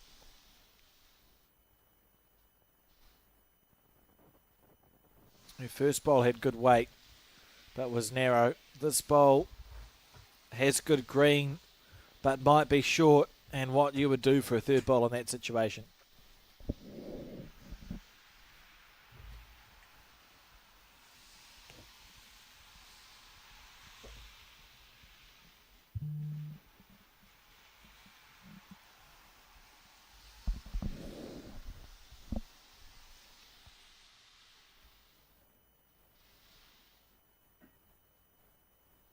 On the forehand.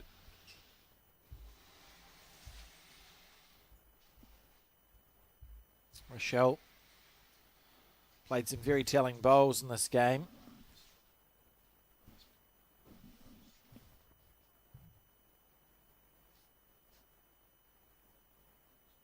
As we see Kay, that's a cool rain jacket she's got on there. Like a poncho. It's quite practical for bowls, really, isn't it? I have a very, Don't get that restriction. yeah, mine's an iridescent yellow one. It's some Swedish brand. So I briefly entertained the idea of biking into work, Selena, which didn't last that long. But I thought, well, if I'm going to bike, I should probably have something that the cars can see, just so that I don't, and not as a target, but as a as a not being hit. So I looked up. Aaron Nurka, who used to work with us, found this thing. I can't remember what it's called. It's some Swedish thing, but it's the most iridescent yellow rain jacket you've ever seen in your life. Works out it's extremely water resistant and quite convenient for bowls, but I do stick out like a sore thumb. Call it a fashion choice. I mean, yeah, I was gonna say I respect your choices there for sticking with it and wearing it on the bowls green, and your minimalism and not, just buying another jacket, I guess. It was initially safety focused. I didn't want the money that I'd spent on this reasonably expensive rain jacket to go to waste. So I thought, I'll wear it for bowls, and it does do a good job. But you know where I am on the rink, we'll say that. Ruth here on the backhand. She's played some very good bowls this game as well.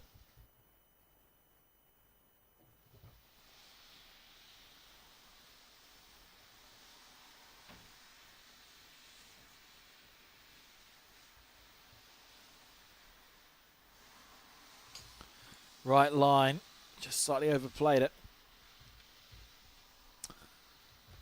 It's one of the quirks, isn't it, of our greens here in New Zealand, how they react when it rains, because they don't always slow down immediately, do they? No, it can be quite gradual. And I think as well, when you do come off from a bit of a break and go back on, you probably have the expectations in your mind that it is a bit different from what you were playing on. And, I think we're seeing a few bowls cut under the line here. That's it. There's more cutting under the line than there was in the first half. So that's sort of, I guess, telling me that the players might be thinking it should be narrower, but the green is probably saying, nope, I'm not yet. Yeah, exactly. So, yeah, it does pay, it does pay to actually, watch your bowls, but also just look how other bowls are reacting on the green too. And that can sort of cement in your mind how the green is actually playing. So Val Matthews here on her backhand. Oh, that's narrow. That's narrow. Needs it to hold. She's added some weight to it. Always looked just underneath the line, didn't it?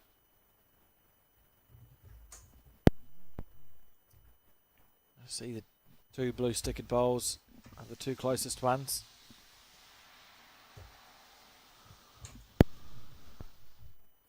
Number 7-16 the score. Looks like, two of Karens there. It's always a nice feeling when you're leading and your two shots stay there to the end when the skips get on the mat, so you can have a good look at them. I say it never really feels like that they do stay there when you're leading. You go bang bang, you think, oh, I've done a good job here, and then by the time the end is finished, your two bowls are either short of the jack or nowhere to be seen. Yeah, I mean, at least that means you've probably done your job, hopefully in the right sense that it's your team promoting them or using them and not the opposite. So we'll just watch this bowl come in from the player's point of view. It'll come from the left of your screen. There it is there. She set up Ruth's bowl. That's a good shot. That's well played there from Sue Hodges. Holding 2. 3 actually.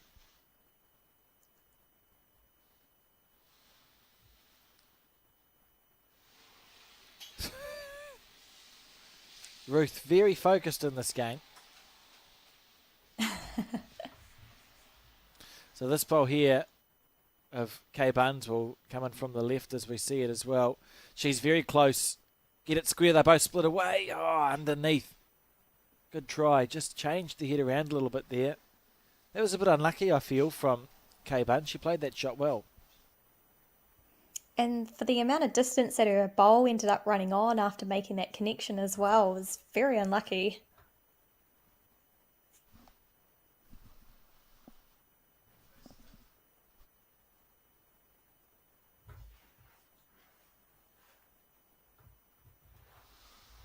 Sue just taking her time on the back end here. These greens do hold up very well. I noticed. I'll just wait for this ball to come back in. Yesterday when we called in to watch, good shot. So Sue's done 2 promotional bowls, and Kay won't be short here. I'll hold my thought until after Kay's bowl.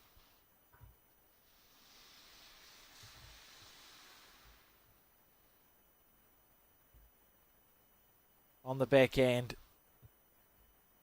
stalking after it. Very close. Oh, unlucky, but very good shot. It's a well-played bowl there. And it's going to be 1 to Sue Hodges and team. 17-7 the score now on the 13th end, so we're at the halfway mark. What I was going to say, Selena, is we called in yesterday. It'd be raining all day, and they were playing inside, the semi-finals inside. And the green here wasn't underwater, so it does stay. It holds it pretty well, holds the rain pretty well. I suspect the preference is to stay outside if we can, so it'll be interesting to see just what happens as the game progresses. But the green doesn't puddle easily, so we may stay out here for a while. It's handy to, I guess, if you put it this way, play on a stubborn green that doesn't want to give in, especially when it's a final. And I guess I could understand the thinking if it was, the player's decision there to weather it outside. And I guess, I don't know, if you look at it this way, if the conditions do get really bad, surely they'd still have that option to move it inside if they wanted as well. Yeah. It comes down to a joint decision, really. Your tournament controllers monitor the conditions and how the players are feeling, and like you said, the health comes first. So if it's absolutely bucketed down, we will not be playing outside. But if it just keeps up with this drizzle and the green stays nice to play on and very playable, I can't see any reason why we wouldn't stay out here.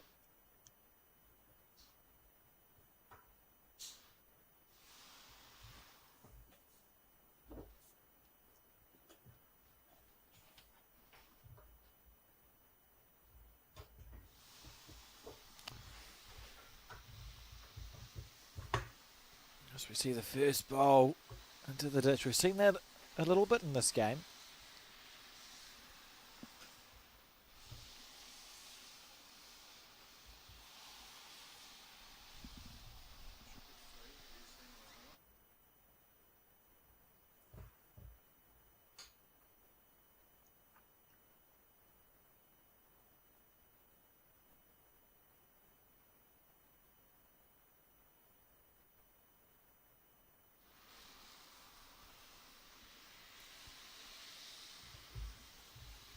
Both leads just struggling a little bit there to find the length. Karen on her backhand, her first bowl went flying into the ditch, and it's very, very easy to overcorrect these, and that's what we see there. Line's good both times, to be fair.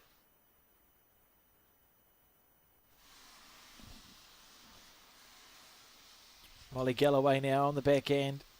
That one came out nicer.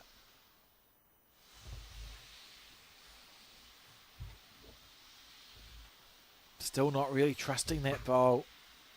That's a poor start. They'll be disappointed with that, those leads.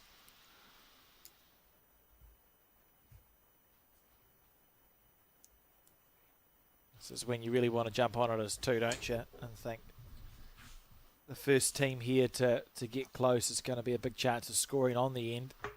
One of those heads, because they've got the 3 short bowls up front, so it's going to stop any aggression. So if you can get on top of the jack, really hard to wrest the shot back.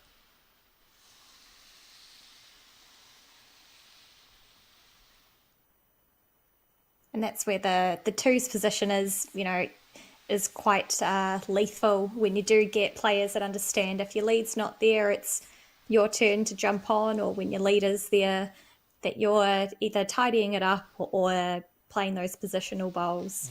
A lot of great fours teams that I've seen that keep ticking along nicely, have a really solid core. And by core, I mean, that 2 and 3 in particular, as with any position, I guess, but those are a bit of the game-changing positions that can turn a game around.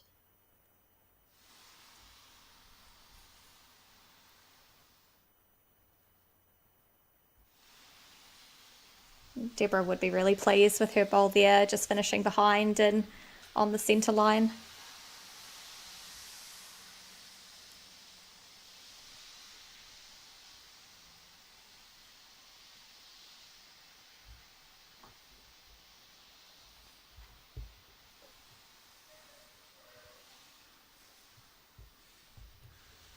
See her following her bowl. Always enjoyed watching people watch their bowls. I find it.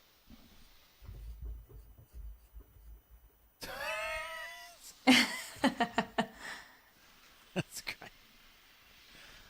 Often said, I think we could have a coffee, the books, the coffee table books. I think if we had a photographer go around and take pictures of people watching their bowls, the agony of bowls, I think it would be quite amusing.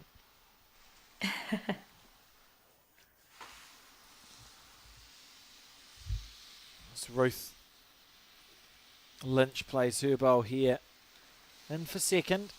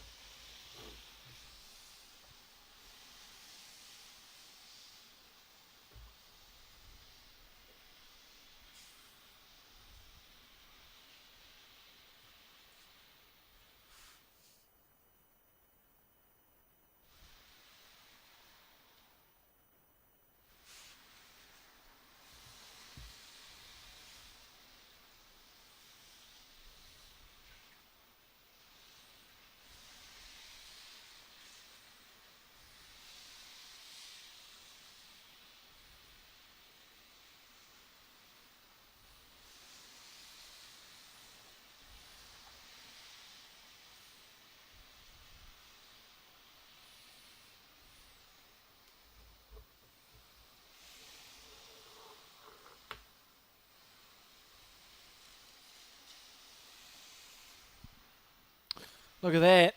Oh, hung around. Good shot.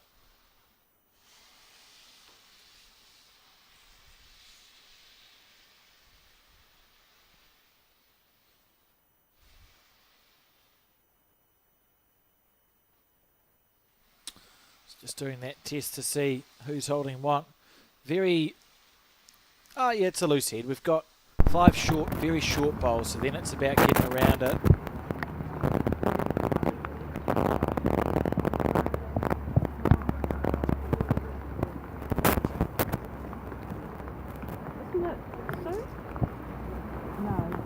Okay, here on her forehand. No, we got the shot.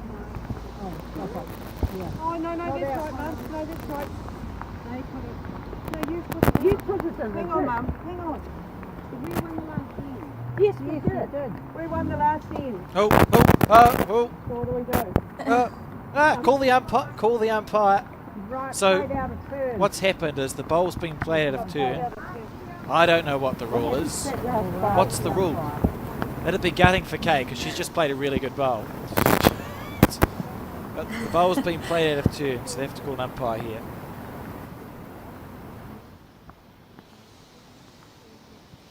Right. So it looks like Sue's going to. Yeah, no. Would Sue play 2 bowls in a row then? I think so. Okay.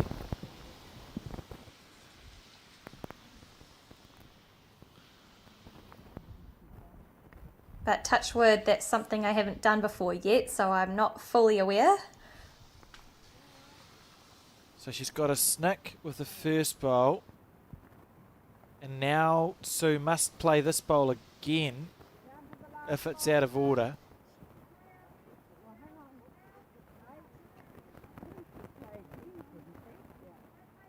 Oh, yeah.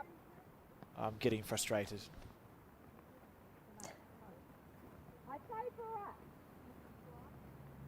So Sue now.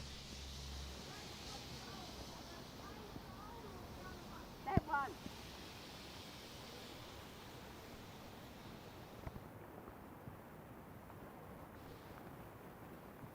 Yeah, so you keep going, is what happens if it is played out of order.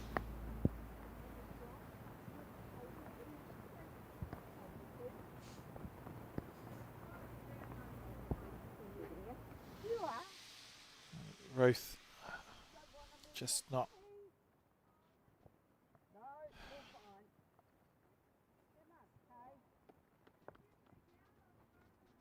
Oh, I've got an answer, Selena. So if 2 bowls have been played out of order or more in a row, you continue the order in which it's been played. If it's just 1 bowl out of order, you can play 2 to get back in turn, which is what's happened here, or send the bowl back in to get back in turn. So a good learning experience. I wonder who makes that decision then on what happens. I don't know. If there's 2 options, I only thought that there'd be one. Oh, look at that. Kay, though, has nutted it with that bowl.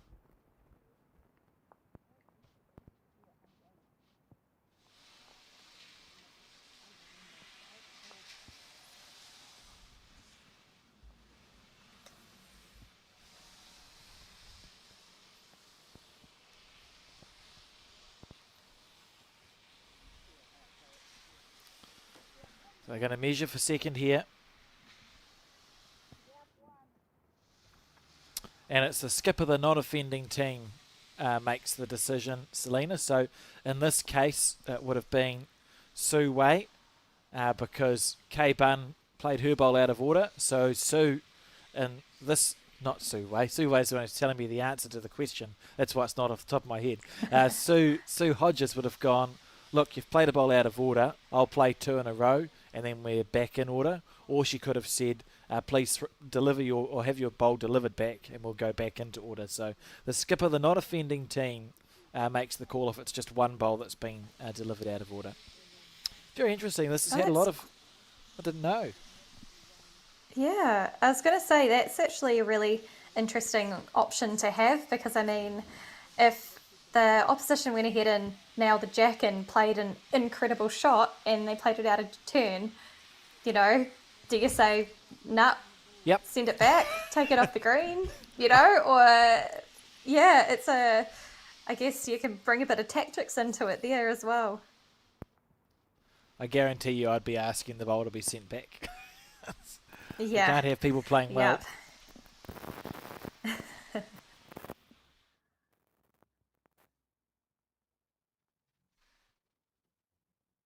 And yes, thanks to Sue Wei for her umpiring expertise there.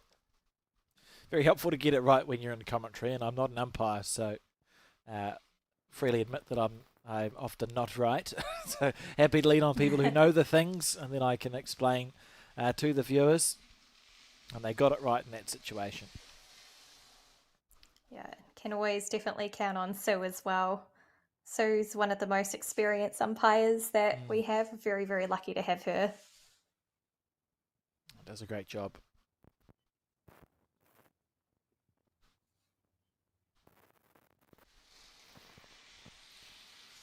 How's this bowl here?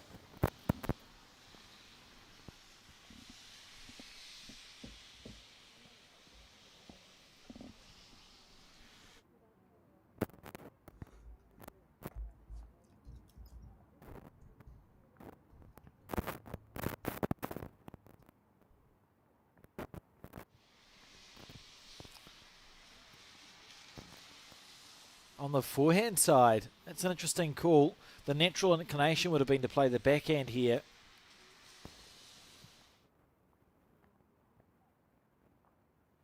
Because it would look easier to hit that bowl up, but that's okay. I suppose your first bowl was on the forehand, so it made sense to stay on that side just to make a correction.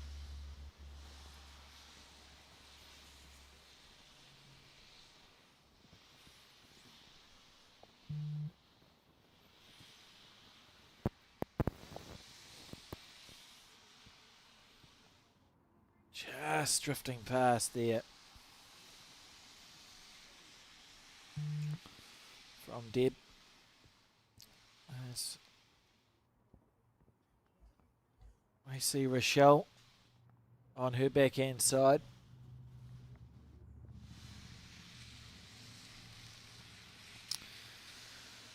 Thank you for tuning in to all of those who are watching on a rainy Sunday afternoon, this coverage of the 72nd Taranaki Women's Open Fours. If you enjoy the Bowls New Zealand coverage of bowls and you've not yet subscribed to our YouTube channel, please do so. There is a bell, I think it's a bell, and a red subscribe button. It'll be somewhere on your screen. If you click that, what happens is you'll get a notification anytime we go live, and the next time we go live is going to be for a Trans-Tasman battle, which is obviously between Australia and New Zealand. You're involved with that, Selena. Are you looking forward to it being back on our side of the ditch again? Oh, very much so. I think it's been, what, 7 years maybe since it was Forever. last in New Zealand.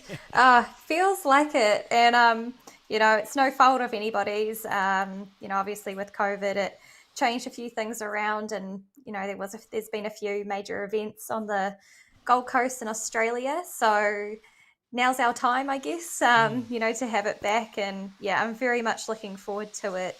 It's in Wellington. Really hope to see a few Kiwis there cheering and supporting. We've got a large squad that'll be there. There's going to be a lot happening. Yeah, and entry's free. So if you are in Wellington next weekend, free entry to the Nine Bowling Club Development, Para and Open Australia versus New Zealand. It's going to be very, very good games. We'll be broadcasting it live on Sky Sport and also live on the Bowls New Zealand YouTube channel. Really, really looking forward to that one. Have you got any games or lineups in particular that you're interested in there, Alex? Well, I should have. No, I'm fascinated in all of them, to be fair. We're going to do a mixture. So what we'll be we'll be broadcasting the Open Men's, Open Women's and Para teams, one of each a day. So 3 games a day will be broadcasted. And I think we do a mix of all the disciplines over the three days that it is played on. So I'm fascinated to see how our men's team gets on against Australia. We've had a couple of changes there. I'm fascinated to see how our women's team gets on, because I think we know we have the best women's team in the world at the moment. We won the Taylor Trophy for the first time in 50 years at the World Championships. I'm fascinated to see how the paras go, the development. It's just all on. I'm really, really looking forward to the test match. I'm not even playing. Absolutely. Yeah, I think there's a lot to look forward to. And I think part of that is because we know that Australia always put up a highly contested side as well. They have world champions a part of their team. Dare I say that their development side is very much an A side as well. A few people there who have played for Australia already. So we just know that there's going to be some really high quality games going on. For sure. And may the greens be fast and windy, and we'll see how they cope in our conditions. Yep, I would say that that's almost a guarantee for Nai. Well, it'll be windy because it's in Wellington. Here we go. K on the forehand anyway. 8-17 down. It's the 14th end. Played a very good bowl on the previous end to get the shot.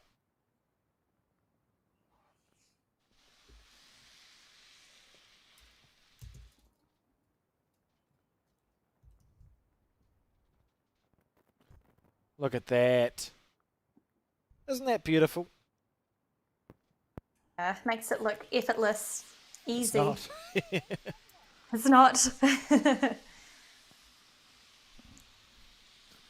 So she's literally drawn a touch out. They're holding 4 here. This is a big end for the K-Bun team. And we spoke about it earlier. They've been so far down already this weekend, but also when K won the New Zealand Champ triples. They know how to claw back from that situation. That's exactly what we're seeing here. This feels like a big end. If they can get into double figures, and we're only on the 14th end with 11 to go, it remains anyone's game. Sue on the backhand. Underneath the line.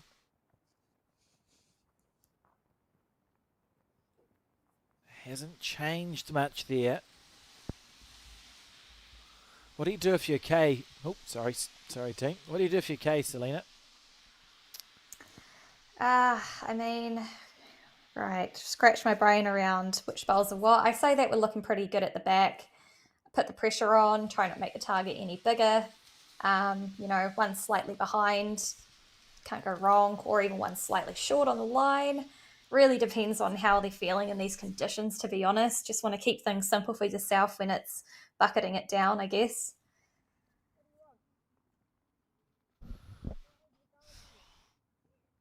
Ruth, it's pretty much saying hit. Unfortunately, I'm not going to have my finger hovering over the kill button because I'll be surprised if it kills. It looks like it's going more square back. So this is Sue here on her backhand. She won't be short. Very, very close here, Sue Hodges. Look at this. Oh! Wow. Imagine getting the bowl that square. And still maybe being 2 down. Oh, that's just staggering. Just push it away. Not so much of a worry when a bowl's touching the jack, is it? Because you just roll it away from the jack, and there we go. Then you're fine. So one conceded at least. I've told this story before, Selena, but I have conceded a 7 in indoor bowls because I moved the jack once using an outdoor measure. That was great. Oh. They're on woolen or nylon mats, so they're quite slippery, and it was a long measure. I think we conceded 3, and I had to measure around for the 7.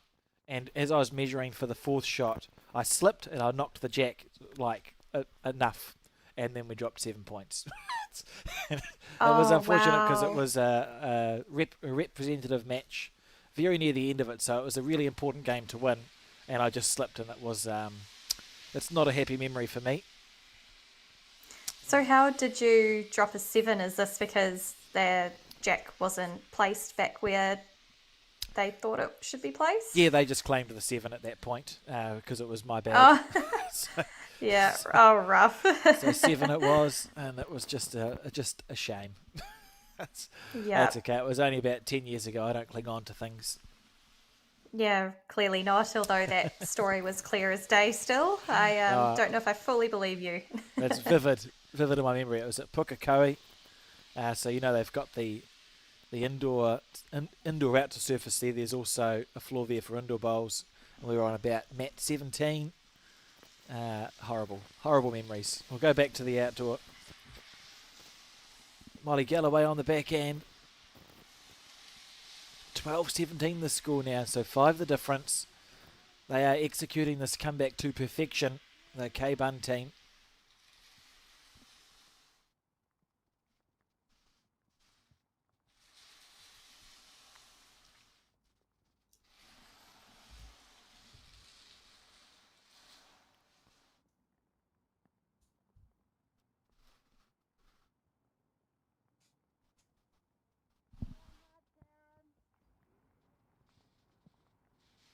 Nice. That's a very good bowl. Got the money. Keep that way. A very, very good bowl.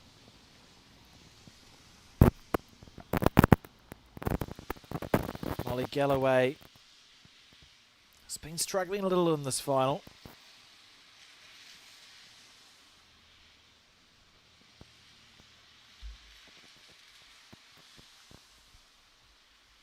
Still just struggling to find it.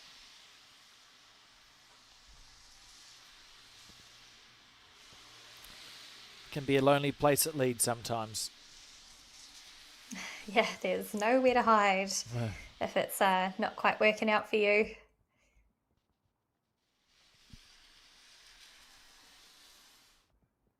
Karen here on her backhand, and she's under the line. She'll be happy with the first one, though. Again, we've seen this happen a few times. It's not going to be quite as pronounced on this end, but we seem to be getting a bowl that gets close. And whilst that happens, there's 3 or 4 bowls that are shy of the head and sort of stop any attacking bowls. And then it just becomes who can sort of draw around the wall to add a second or third scores. Yeah, I guess when you sort of put it that way, there hasn't been many conversions, I guess, happening in this game. Not for the sake that the players haven't been able to execute it, but in the sense of it's just tough shots to play. Quite often their only shot on is to try and outdraw it. And even the end prior, Sue played this, stunning shot that, they still went down on, but she did cut it down. But even if she did get that jack through, she still potentially could have been down as well. And I guess that's kind of the reality of what can happen when the heads are a little bit more sprayed out. That was a good bowl there.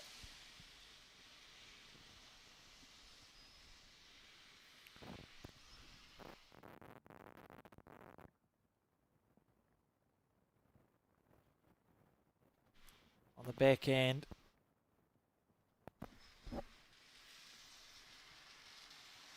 Deb staring after this one.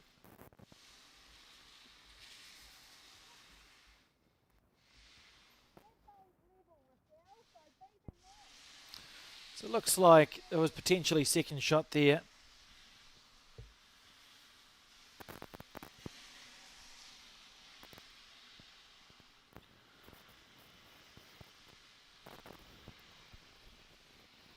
As Rochelle plays her second bowl. Been a pretty good touch in this final. And that's another lovely bowl. That's really, really classy stuff, particularly in these conditions. The draw bowl there is fantastic. Well, both of her bowls really as well, are in the head.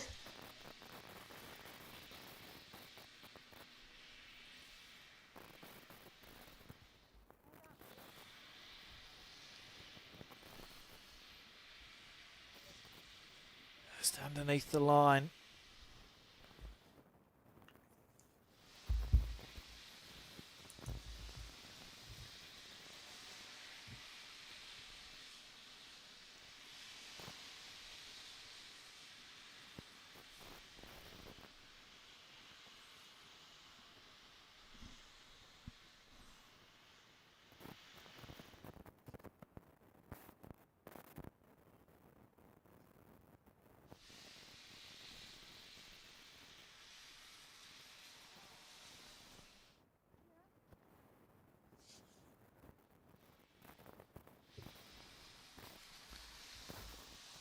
Val on the backhand. First ball was underneath it, so they've clawed their way to 5 down, 12-17. And now, let's cut it down to 2. Now, a good 2 down. Feels important that they try and score again on this end. Ruth just making sure she has the grip of her bowl there.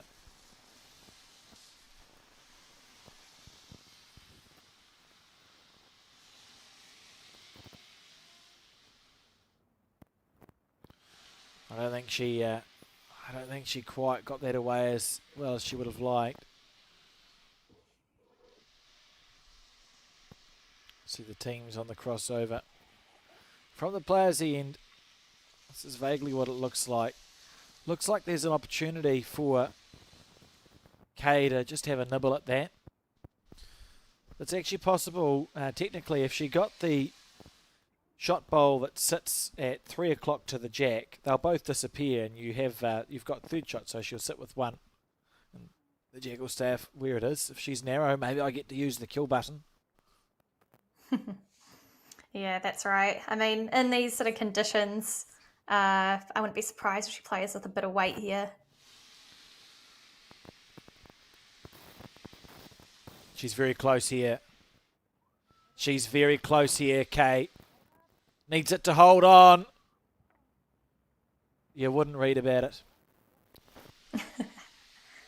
So she's got to touch her in the ditch, which I suppose, it's worth two if you get the jack back there again. She's moved it over to the right, so play the same ball again, and she'll be thinking, I'm home and hosed. But great effort there.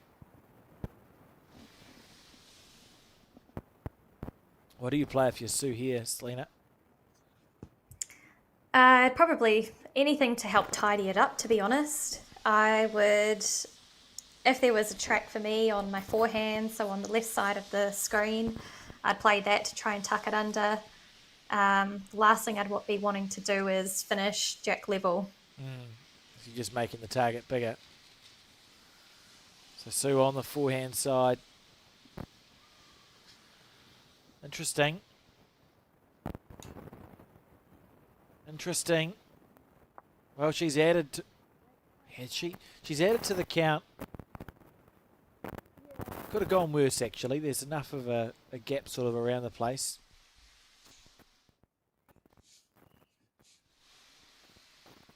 Okay, I'll be looking at this. On the backhand with weight, she's on a tighter line, so she's going to need more weight to hold this up.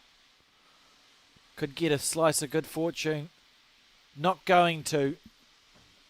And that run of ends is going to come to an end for the K-Bun-led team. And we'll see Sue draw for a fourth bonus shot on the backhand. I think Sue and Co will be breathing a sigh of relief here, Selena. Definitely. I mean, I'm sure Kay's kicking herself there. Wee bit of a missed opportunity. Yeah, as you see, Sue drawing another one there with confidence. Beautiful bowl. So they go first team into the 20s, 21 now to 12. And we're on the 15th end of 25 scheduled ends. And if you are K-Bun, you want to bounce back immediately and score on this end. Stop it.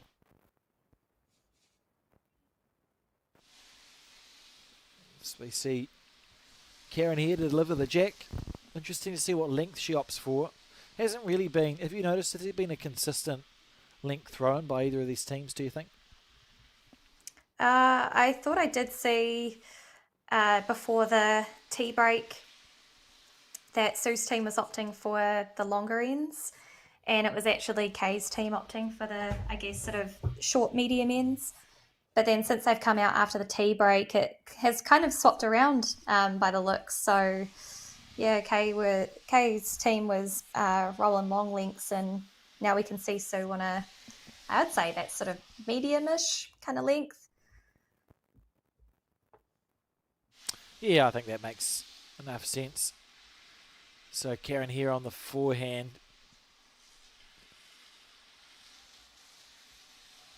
It's a nice enough first bowl there. I think we'll see Molly on the backhand. Yeah, it seems to be her preferred side. Just go backhand round the clock. She can afford to do it lead, to be fair. It's not often there's anything in the way.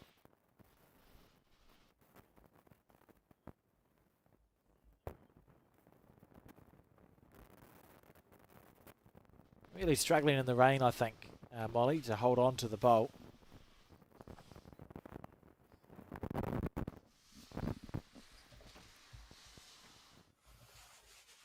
Karen just needs to make that small correction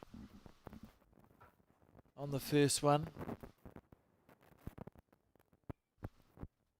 I think she's done so here. That's a very good bowl. Lovely shot. Holding two.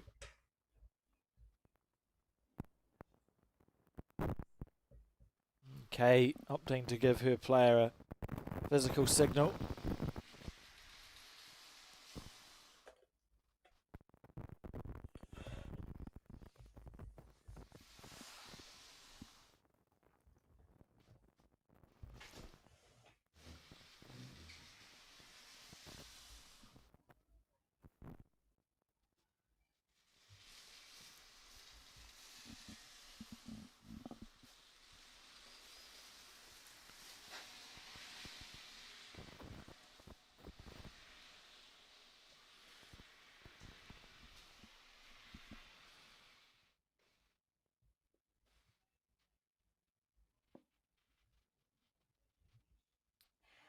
Can't be far away. Yeah, handy bowl there. Just building the heads quite nicely, aren't they, the Zamokaro team?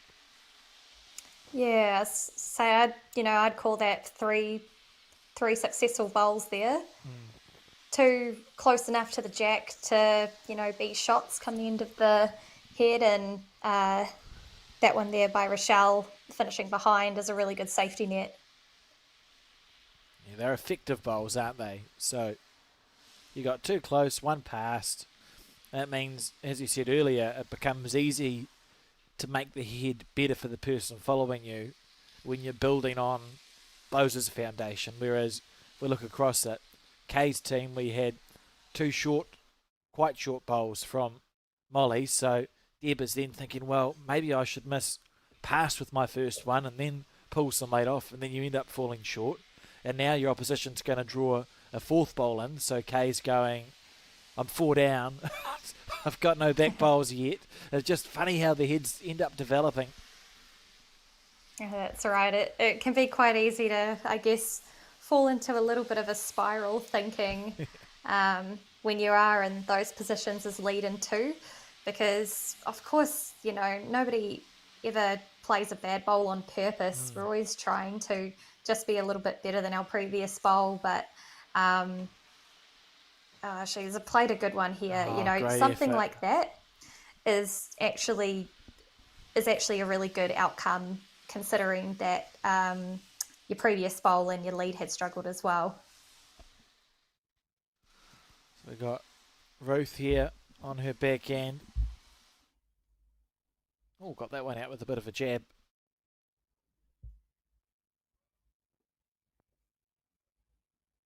Yeah, you could tell when she let it go. Just didn't let it go as nicely as she would have liked. Has played some very telling bowls in this final, though. Ruth Lynch, drawing on her experience. Val just needs to, you think to yourself, I'll go near that bowl and I shouldn't hit it. The one that sits at 2 o'clock to the jack.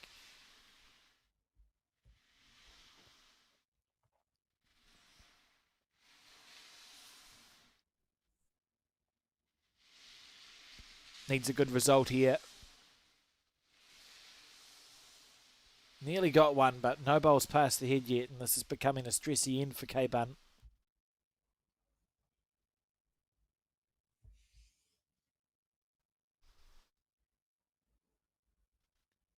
Ruth's turn to make a correction. On the right line. And she's got the right weight. That's nice stuff there.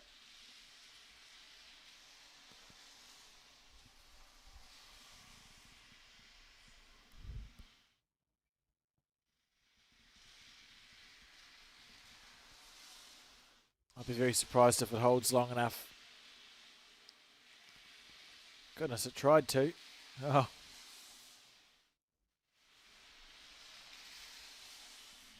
Yeah, they'll be a bit gutted after that, I think. Staring down the barrel of, I'd say, 2, maybe 3. Roll Out the Barrel Live by Neil Young playing. At least 2. That's the funniest thing I've ever heard in my life. Excuse me. Siri's obviously just thought that I have said, hey, I'm not going to say her name, actually. Hey, she turns on again. The worst thing you could have was said it again, but you didn't, so it's fine. Sorry, everybody. Oh, Love-hate relationship with HomePods now. Oh, dear. So we think 3-3 to Sue Hodges and co. And Sue will just be looking to add a bonus here. Well, not a bonus. The end hasn't finished yet. Add another bowl here on the back end. And she's safe to do so because if she moves the jack, we know that there's no red stickered bowls past the head. So even if you do end up missing narrow and heavy-ish, it's not the end of the world. And that's a good bowl there from Sue. She's added another bowl in. Now, as you can see there, also holding 4. And also just finished right in the eye view. Although really, if you're playing onto that bowl, you're probably going to get second shot. Yeah. So as much as you shouldn't think that, it's in the way and now need to change, you could actually probably use it in a sense. And she's given herself a chance here, Kay. If she's got the weight, this has got a really good chance of wriggling through. Good bowl. She should have cut it down to 1 at least there. Again, we saw the bowls in collision when they're not touching. They tend to just run on that little bit further. That was a lovely shot from Kay Bunn, particularly considering there's nothing at the back for the red stickered team. So had to play with that's right. She really played that with good weight, didn't she? Very controlled weight.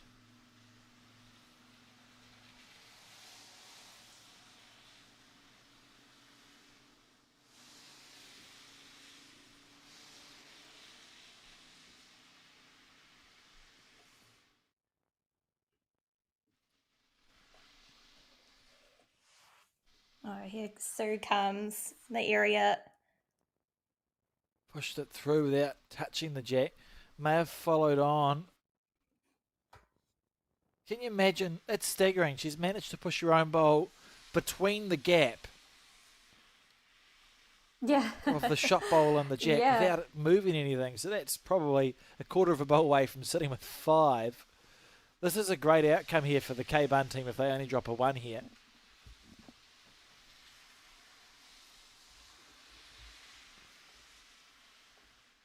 Oh, must be more down than what it looks like if she's having a nibble at this. And Kay's very close. Square through any bowl. Oh, a bit stiff. Half a bowl narrow. And we're going to see what the damage was. Ah, there we go. So that's why. I see 3 conceded at least.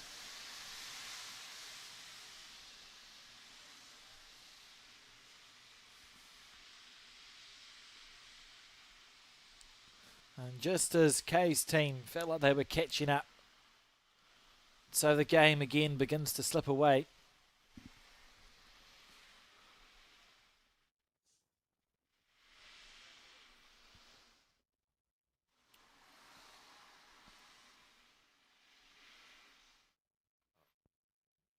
Another 4.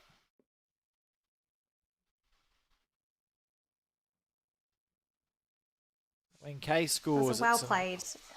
1s and 2s, and when Sue scores, it tends to be bigger numbers than that. Yeah, that's right. And I was going to say that was actually a very, very well played head by Sue's team there. Everybody kind of did their part in a way. A lot more bowls sort of, in that zone. A few more things to play with and play on to.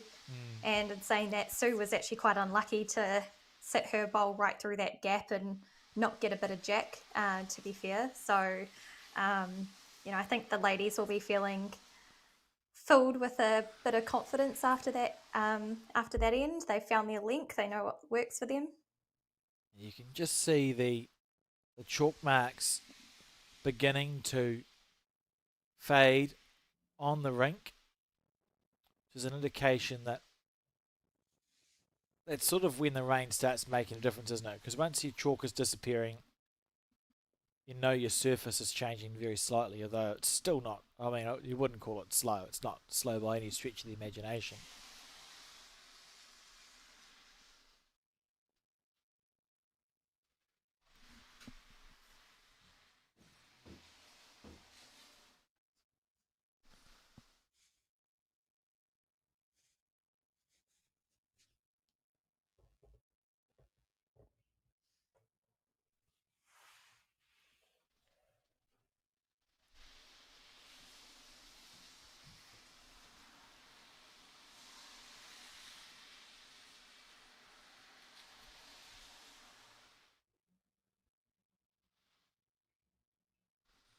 On the back end,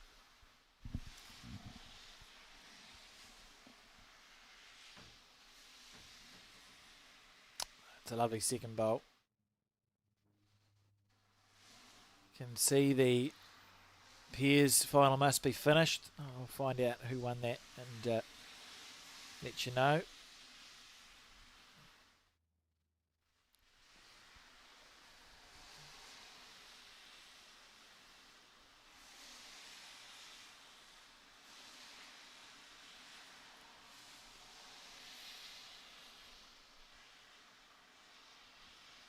window wiper there. Yeah, did a very good job. The I was screens. very, very effective, I would say.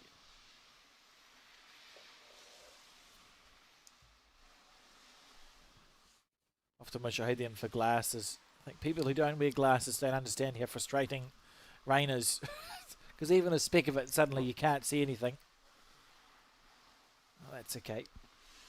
See this bowl here on the backhand. That's a nice shot. Oh, just slightly past. Been very consistent, Rochelle, hasn't she? Always there or thereabouts. Yeah, no, she has. She should be, considering everything during this game, she should be coming away from this feeling pretty pleased with how she's gone so far.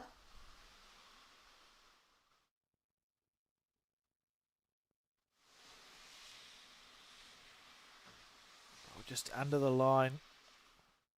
Still getting quite a few narrow bowls, which is intriguing. I think you're right. I think when you're out there in the rain, you think to yourself, well, rain makes the green slow, and a slow green doesn't take green. And it can be easy just to react to the conditions perhaps more than what's actually happening sometimes.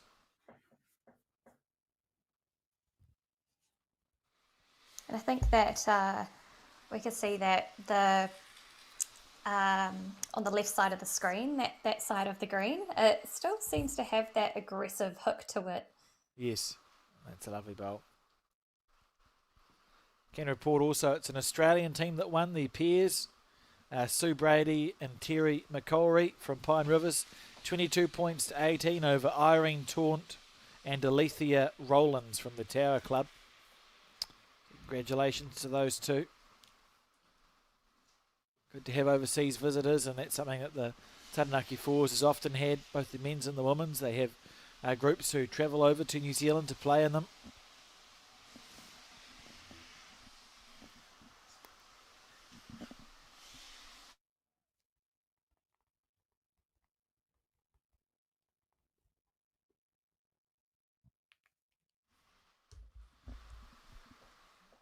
Well, just as I said, the green was staying the same. I can hear the rain's increasing, and I suspect Murphy's going to prove me wrong. We're going to get puddling pretty shortly. Oh, with you just saying that, I can actually start to see the puddles coming through now. Yeah, it's my fault. And that the puddles will change. You can see them there on the screen. You're right, Selena. That will change how the green plays. It will start slowing down now.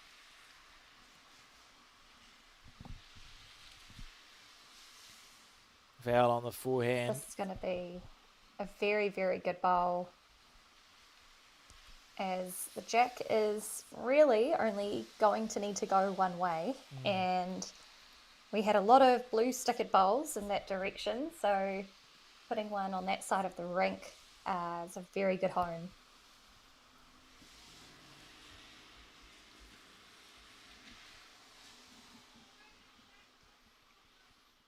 Yes, okay, indicating there. A reaching bowl, please, on the forehand. Trailing 11-25. That's a poor bowl. That's underneath the line. You'd almost be wanting to go inside if you were K Bun and Co, wouldn't you? You'd almost be thinking maybe inside's a good call. You can see there the puddling on the green. Not sure how much longer we have out here, team. If it does eventuate that they moved inside, we'll have to pause the broadcast while we move the cameras around. But we'll keep you up to date via graphics on screen.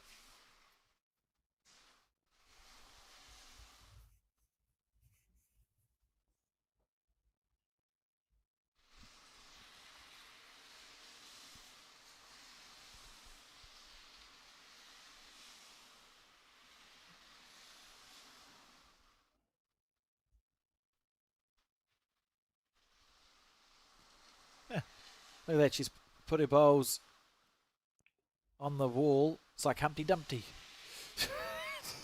As long as when they fall, they don't break into a million pieces.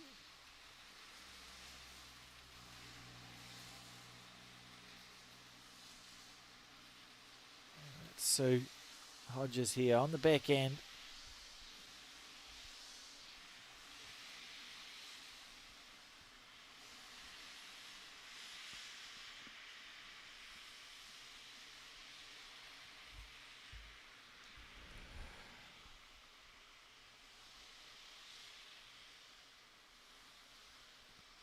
Very good. That's a classy bowl, isn't it? What a shot that is.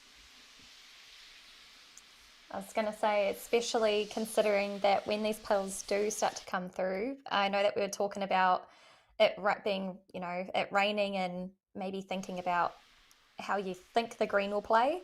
When puddles come, it definitely changes. So she's going to hit it. She's going to hit it.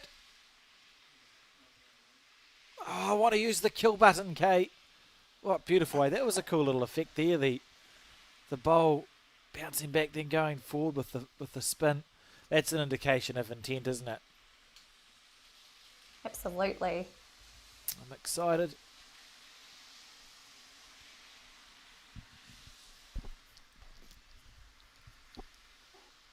So Sue, again on the forehand, she'll be thinking, well, I know my opposition's going to drive, so I'll keep the target. Really? Keep the target narrow. Ruth is in position.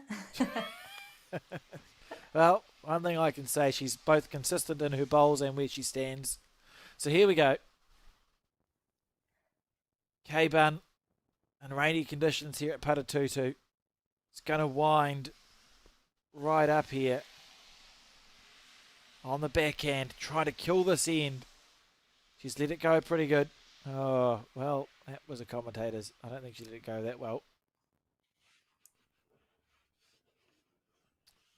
Oh, it just feels like the game's slipping away. 2 conceded at least on this end. This takes us up to 27. They've played 16 ends, 17th one. Still a while to go.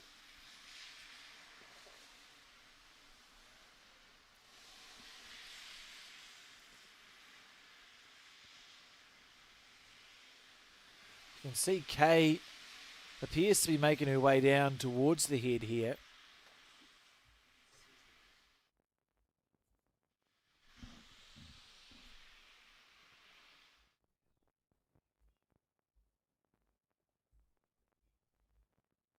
Bowls are being picked up left, right and centre, Selena. Perhaps this is an indication that we may be going inside. I wouldn't mind being told that. I mean, probably a smart choice considering all the puddles coming through, and if you're staring at your indoor complex, you'd be saying, why aren't we in there? So yeah, exactly. I don't blame them. That's what's happening. So what we'll do now, team, will update the scores for you and put a graphic on the screen to indicate when we expect to be back. We've got 6 cameras to move, so it may be a while, but we'll try catch the end of this game. So stay tuned, but probably time for a second cup of tea or to take your washing out of the dryer or whichever it is that you're doing. But keep your eyes peeled. We'll put a graphic up on screen. We'll be back as soon as we can, and we'll see you then.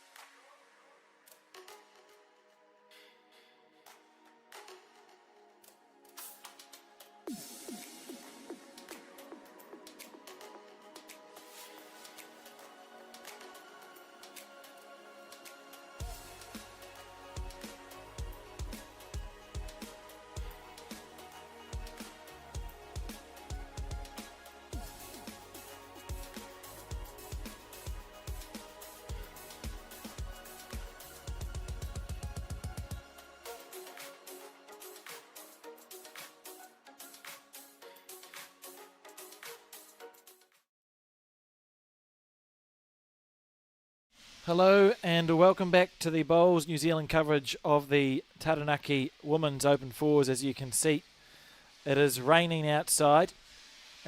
Luckily, we have an inside facility, and as you can see there, we have successfully moved the cameras across to the inside facility, and the game begins again. 27-11 is the score to Sue Hodges' team over Kay Bunn's team. It's the 18th end. They play to 25. It's going to be an interesting time.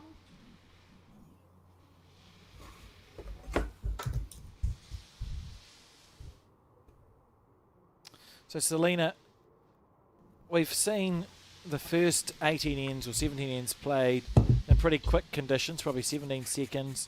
This is 15 seconds, maybe probably 15, 16. How's that going to change the game here? Do you think Kay Bunn's team will secretly be thinking this is a pretty good thing that we're inside now to change the game around?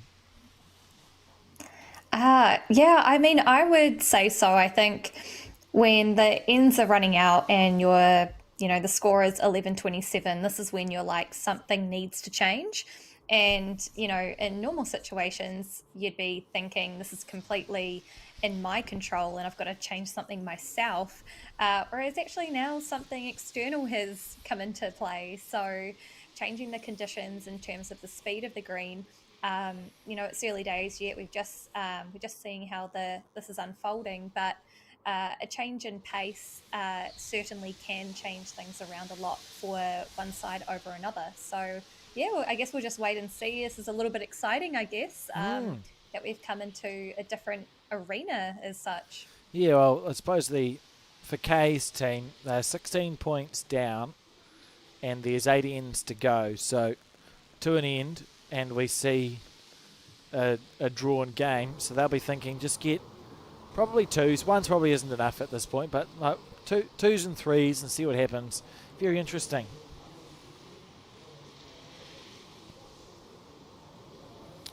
Deb steers this bowl down. She's close here. Run it out, she says. Oh, it's just going to pull up agonisingly short. And as commentators and viewers, we're going to have to get used to this too, because the bowls are going to pull up before we think that they might here.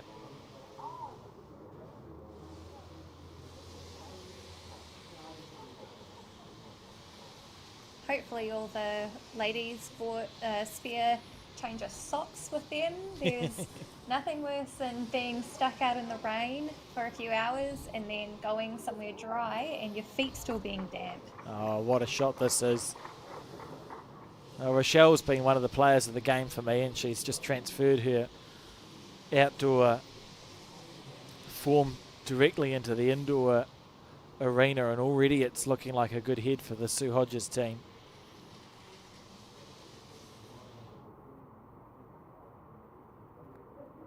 Oh, punching the wrong bowl up. No back bowls for Kay's team. Lots of short stuff in the front. Dangerous head building on this return to play.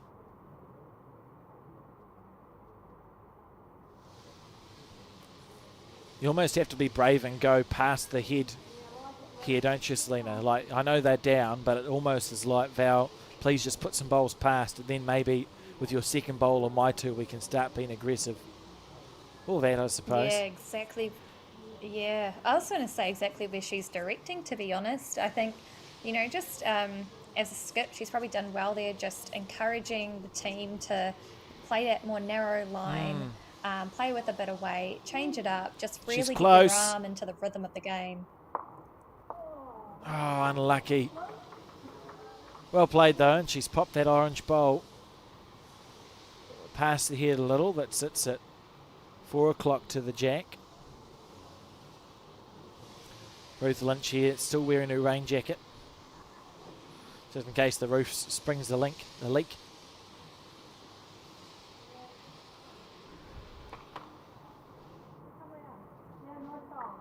Oh, Val was so close with the last one, you'd think she'd play the same bowl again.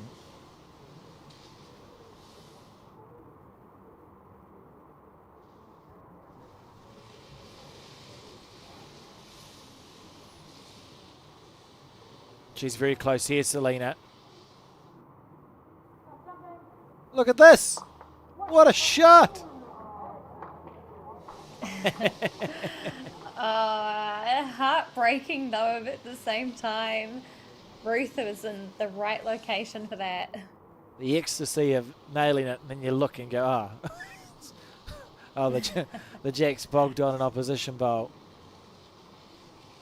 Already we can see that push and prod that you spoke about when they were outside, Selena, how the game style changes. We might see their heads change over more often whilst they're on the inside facility, the cover facility.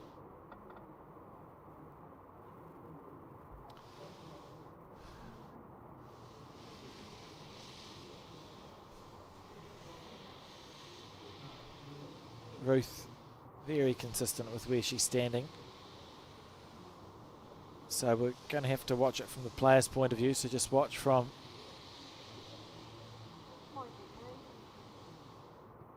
Oh, swing and a miss. No reason why you wouldn't go the bowler Jack here, do you think, Selena, K-Bun? Oh, I know, absolutely. Now's your chance, right? Change it up early, might even get your kill, which will, you know, she'll be really excited about. Come on.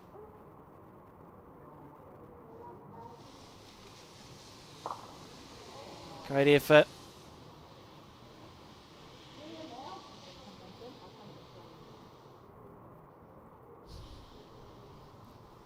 Dare I say that there might be more chances of a kill happening for you here, Alex, considering that the tracks are running a little bit heavier, so you'd like to think that there's more attacking going on. Yep, thank you for your optimistic attitude. Right, here we go. A chance to use the kill graphic.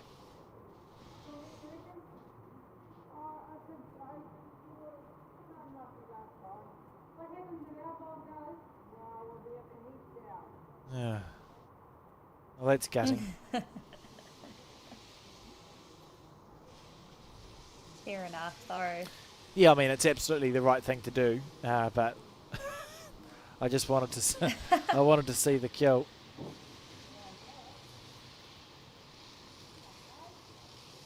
She had the right line there if she had the running.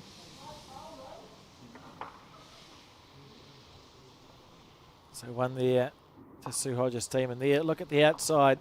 It's absolutely, totally flooded here at the Paratutu Bowling Club.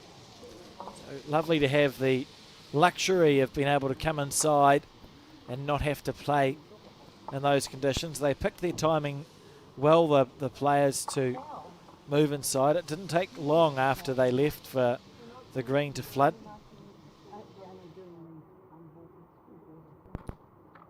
17 the difference now on the 19th end, and it's a must score end for K-Bun's team.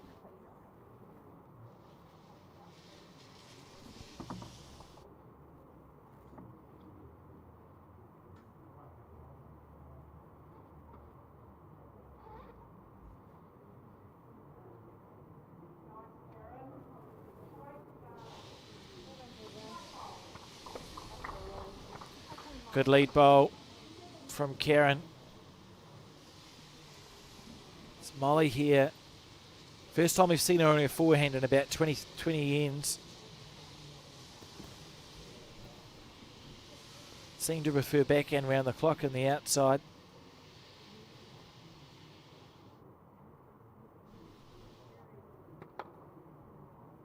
Good line, didn't have the weight.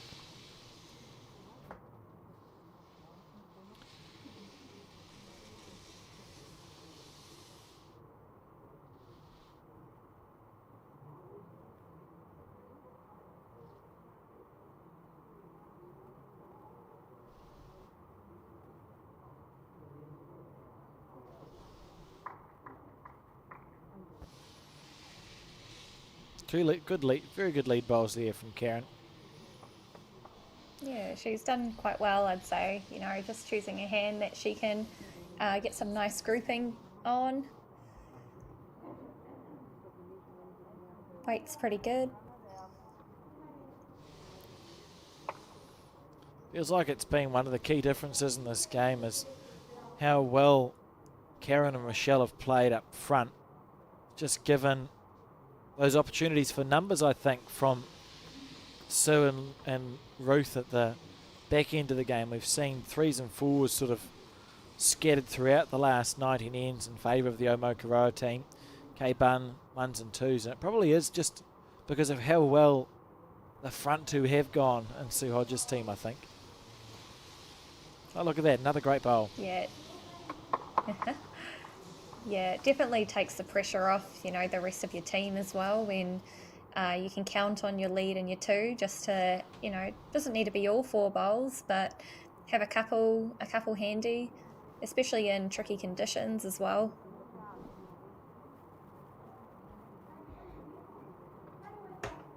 That's a lovely bowl there from Deb Gainfoot.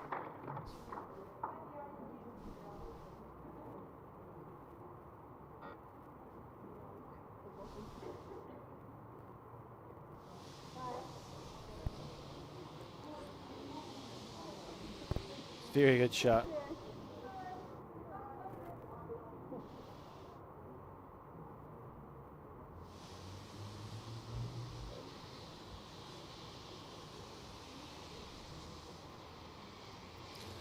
It's nice to see this continued modernisation of club shirts as well, Selena. I note the Omokaroa team, I think it's a new club shirt for them, and it seems to be something that's happening all around the country, doesn't it? New club shirts are sort of springing up.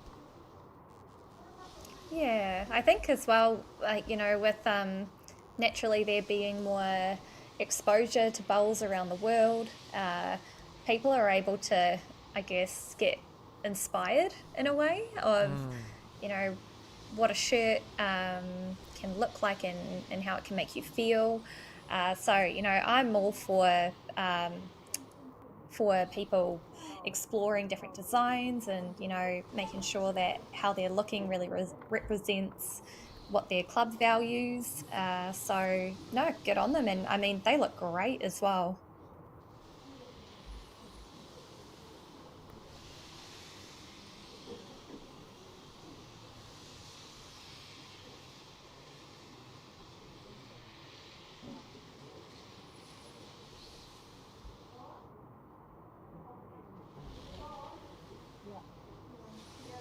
Oh, sorry, Chris. Didn't get back in the rank there, Ruth Lynch, and it's therefore removed.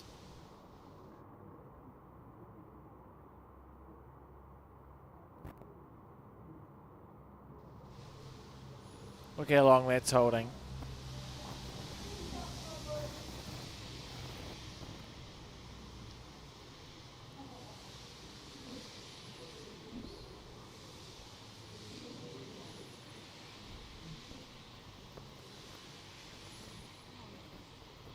Correction time now for Ruth Lynch.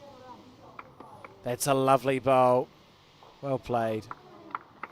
What club did she play out of at North Harbour, Selena? Can you remember? Ruth played out of Birkenhead when I was there. I know that Ruth was playing out of North Harbour for a long, long time. So, but yeah, during the time that I've been there, it was Birkenhead.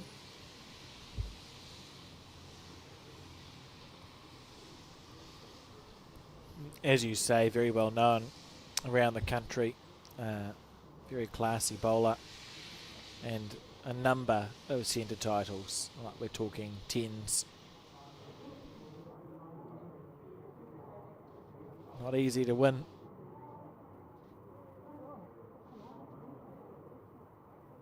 Sue Hodges here on her backhand.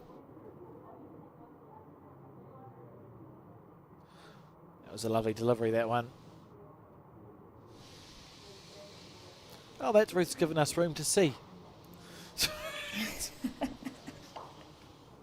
What a shot.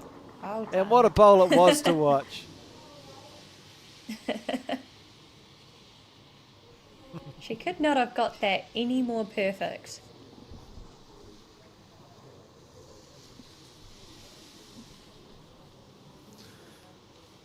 Kay on the backhand. Remember, if you're enjoying this coverage, and we thank you for tuning in. There's a Trans-Tasman coming up next weekend that we're very much looking forward to broadcasting. When does it start, Colin?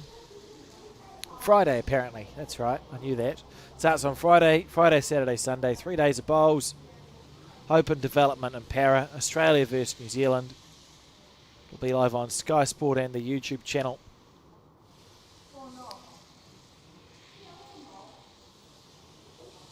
Just underneath the line there. May have snuck in the back door based on the clapping from Ruth, who's... Oh, she noticed the camera that time. K-Bun on the backhand.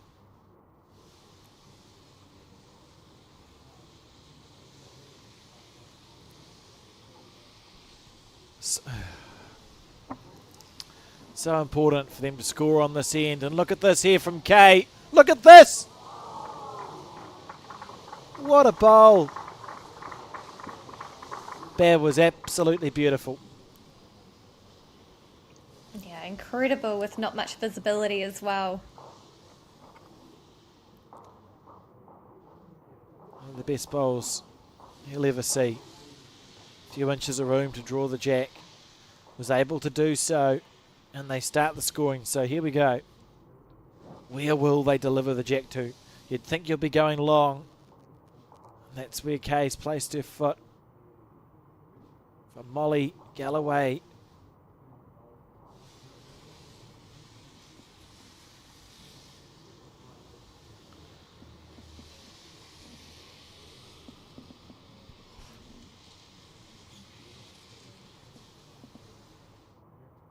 Molly leading off on the backhand. Ooh.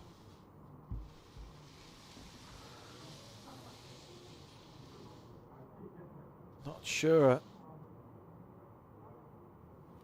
No, it's actually okay, really.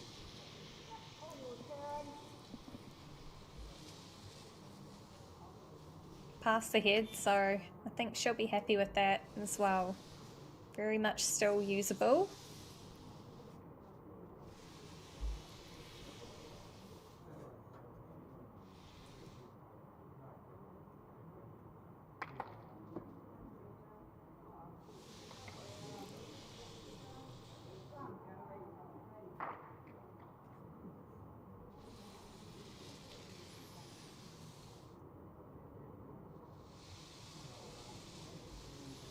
Staying on the backhand.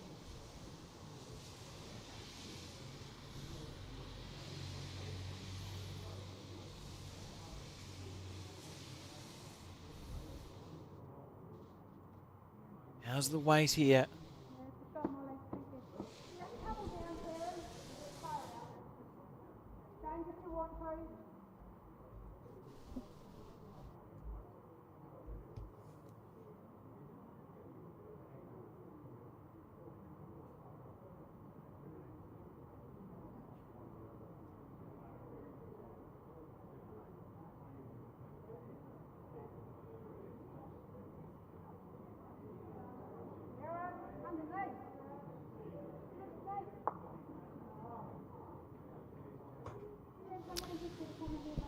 Interesting.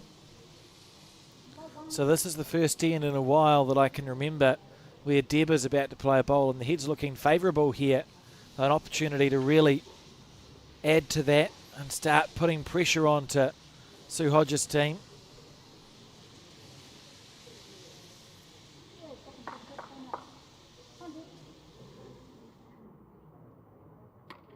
That is a perfect bowl. That's really good stuff there from Deb Gainfit. The screen, of course, the place where they clawed their way back against, a Royal Oak team in the semi-final after being well down. If they were able to win from this position in the final, that would be an even better comeback. One of the best comebacks you'd ever see, I would suggest. 28-12 the score. So 16 points to find in 6 ends.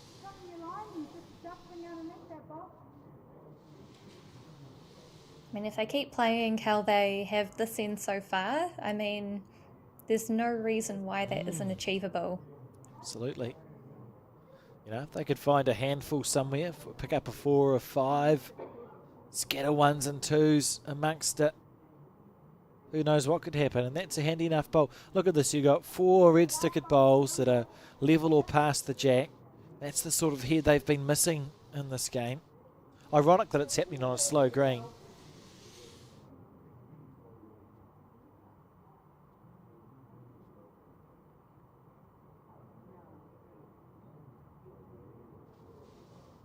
Rochelle here on the forehand. She's been playing very well in this game. Oh, good try.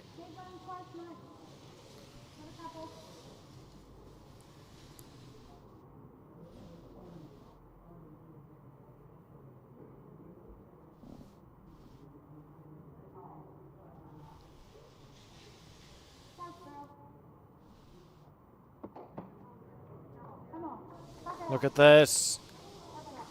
Yeah, they're going to try their best here.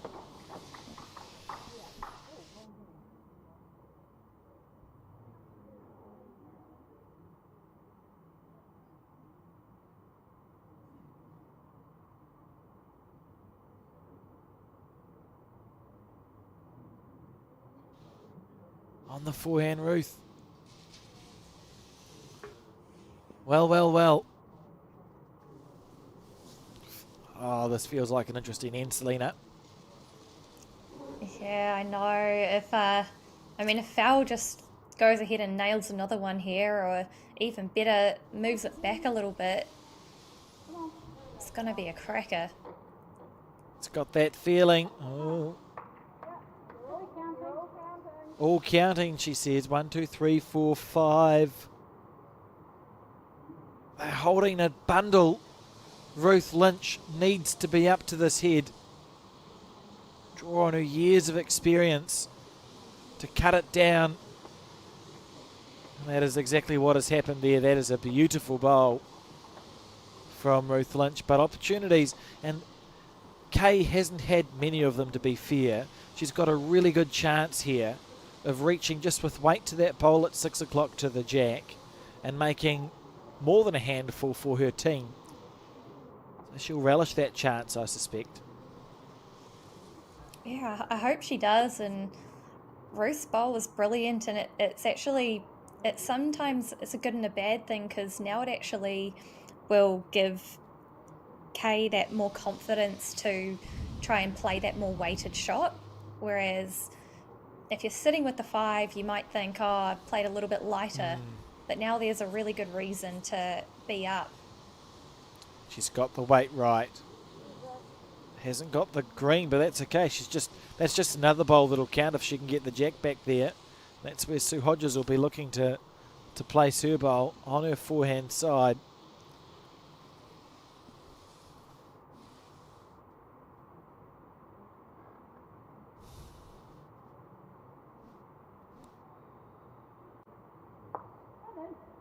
Well, it's made it a lot more challenging, hasn't it?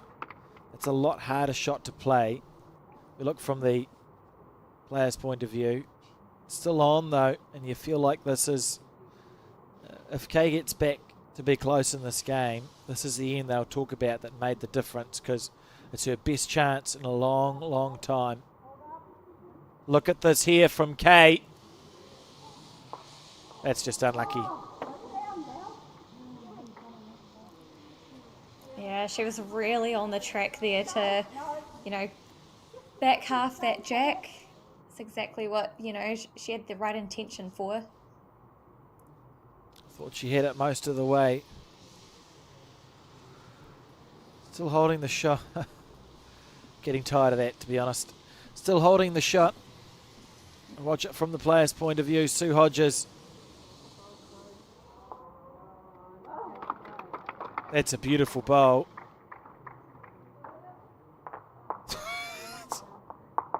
Oh yeah, okay, that's okay. I thought Ruth had just got and hoofed a bowl into the head, but they've conceded one, so it's 13-28 the score.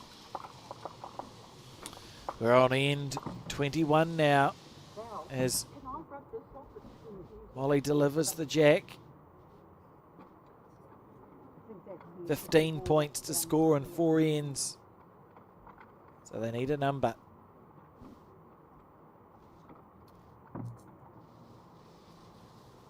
Need a 5. Oh, is it 5 ends? 21, 22, 20. Oh, okay, so okay, fair enough. Good call. I only had 1 coffee this morning. It was actually incredibly disappointing because the place we have been going to for coffee set a sign on the window saying no coffee this morning. So a lot of people in New Plymouth, I think, have had their Sunday morning ruined. What a beautiful first bowl that was. This is good stuff from the Thames Coast team. Yeah, the way that they're playing this, back end of the game, you can definitely see how they've managed to claw themselves out of some trouble, in the earlier games. The heads are just building with many more opportunities. The last end, this end building. I know it's only 1 bowl being played, but you're not thinking... Well, the reason I say the heads are building well now is that Kay won't be thinking, ugh, I need to think of something to get my 2 to do after the first bowl of the lead. Instead, you're thinking, well, there's a lovely bowl past the head. There's every chance in the world that Molly's going to add a second one, and we can think of ways to maximise the positives instead of minimising the damage. And to Karen's extent as well, with her first one being passed, she's, taken note of what happened on that previous end and what could have been. So to correct on that and finish in that pocket is a really brilliant place to be like, nope, not going to happen again this time. Yeah, absolutely. And that's a lovely correction. Good bowls.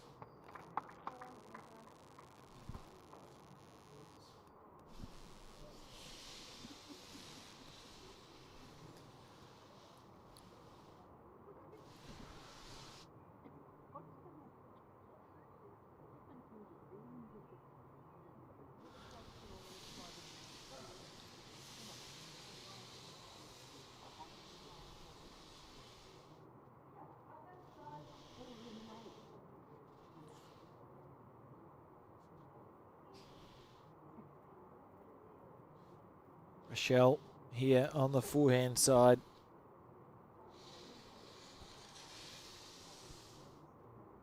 Been a very effective 2 in this final. A slightly high line. Willing it on.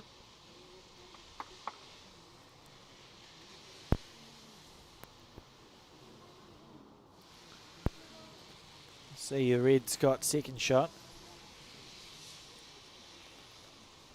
Deb on the backhand.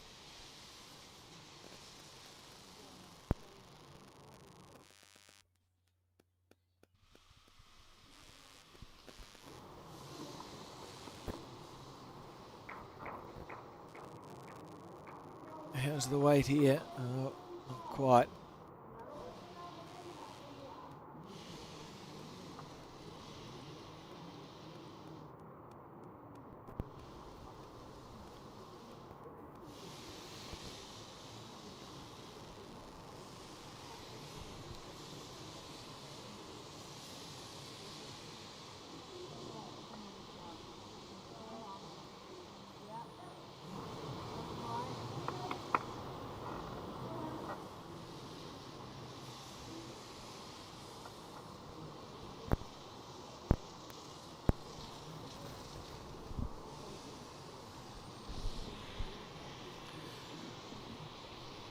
So Val on the backhand. That's a lovely shot. What a bowl. Great shot.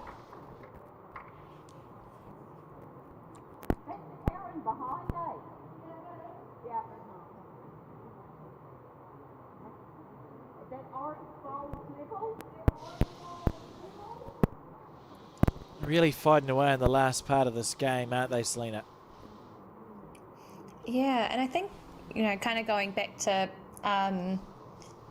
what condition suits what team, I'd say that the heavier conditions in indoor,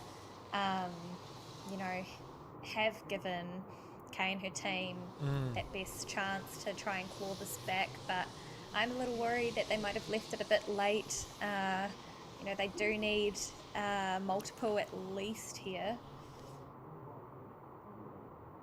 Yeah, you need threes. You need, if you score less than a 3 every end from now until the end of it, that makes it really, really hard to have a chance. So they need to be thinking 3s, 4s, and 5s for the last 5 ends of this game.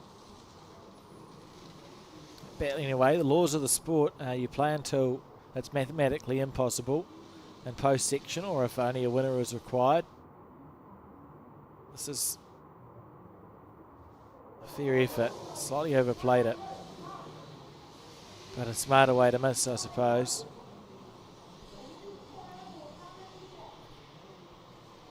Whereas Sue's got the luxury, doesn't she, of just dropping 1s. You don't have to go out all aggressive. You just think, oh, well, if it's a ugly situation, or even as the head's building here, you can make it so that a 1 is the likely outcome. That's actually fine. Yeah. It's going to finish in the line of K-Bun. Where's the number coming from for Tim's here? Yeah, that's right. It just makes it a bit difficult. Like, the only sort of... there is actually a straightener in between that last bowl played and the orange. So, I mean, I would... If they've seen that and spotted that, there actually is a shot to try and drop to get back to the pink bowl. Otherwise, roll up your orange bowl as well. Definitely do it with your first anyway. Try and change it up a little bit. Yeah, it should technically be possible. That Ruth's bowl that sits at 2 o'clock to the jack, if you're on the draw underneath that on this slow indoor surface, you should be able to draw a second shot to that bowl that sits at 6 o'clock to the jack if you felt that was an option. Kay just deciding here what hand to play. On the forehand,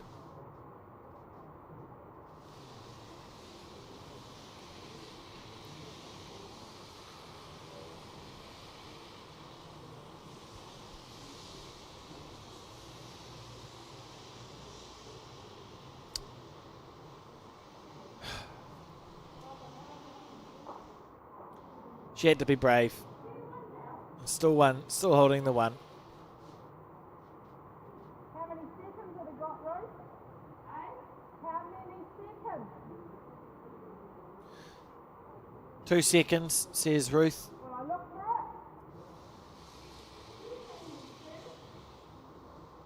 Sue is going to have a go at this. Fair enough.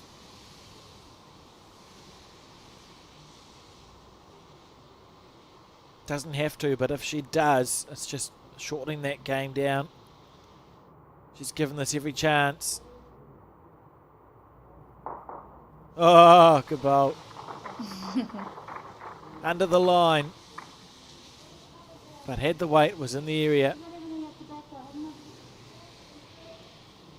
I mean,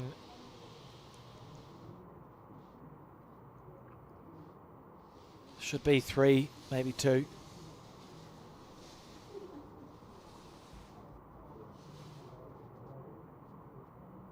A very impressive all-round game played by Sue Hodges' team, as we see Kay here reaching through on the forehand. That square could do something, really.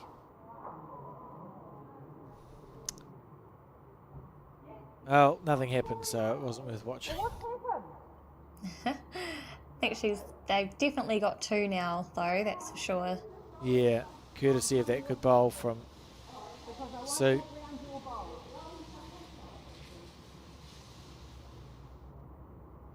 So just drawing a bonus on the forehand side.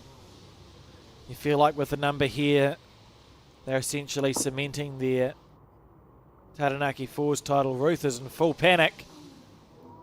Well, they've got 1, so it's okay. That was quite incredible that Sue was actually able to find that track clean. Yeah. I mean, you'd still be happy, right? Like, I haven't given the shot if you're away. holding 2, yeah, haven't given it away. You're still going up on the scoreboard.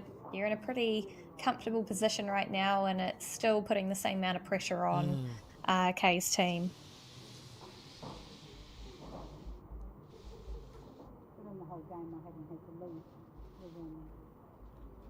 29-13 the score.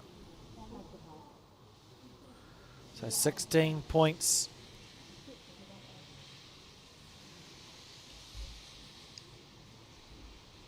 Four ends.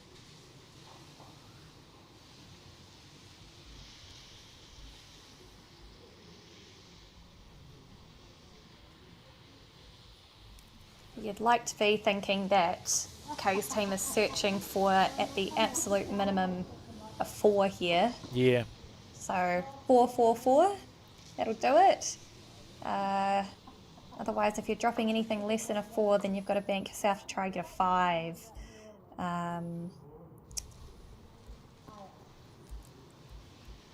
it just feels... Yeah.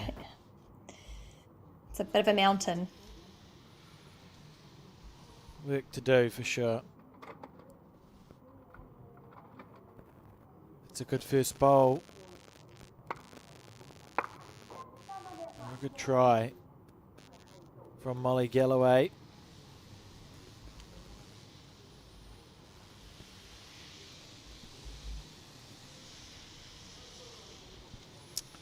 Karen Pickering here on her backhand.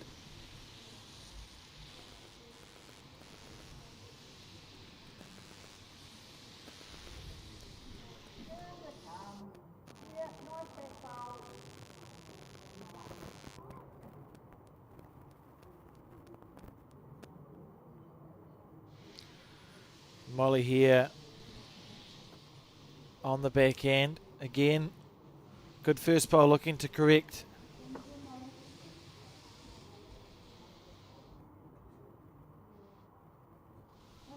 Not far away here.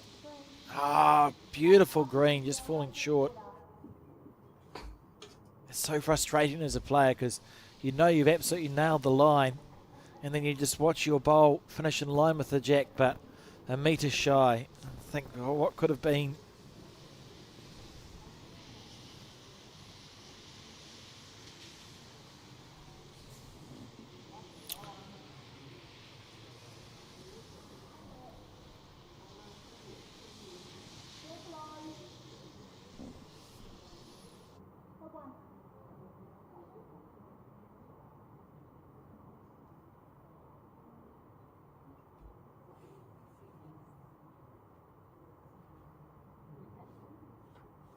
On the backhand.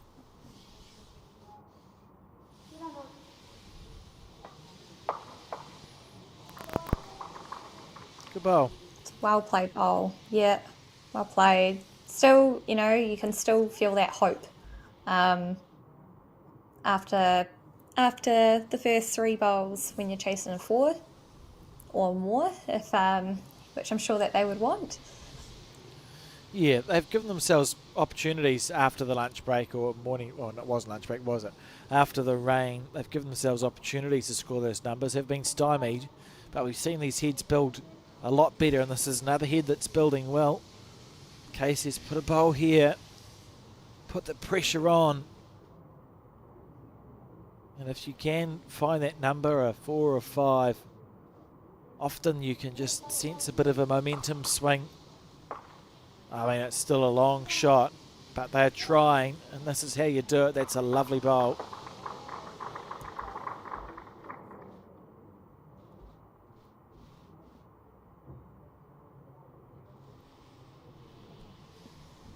Ruth Lynch on the forehand.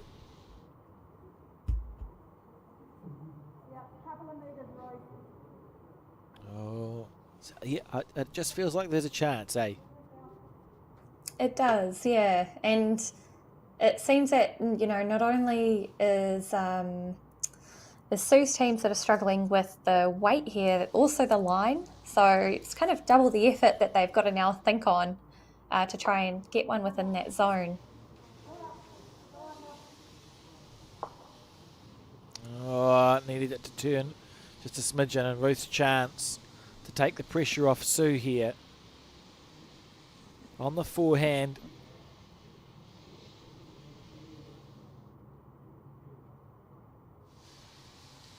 That's a very good bowl. Now Val is going to be on the forehand herself. One of the ones where you don't mind missing heavy, because you're heavy, you're on to Ruth's bowl.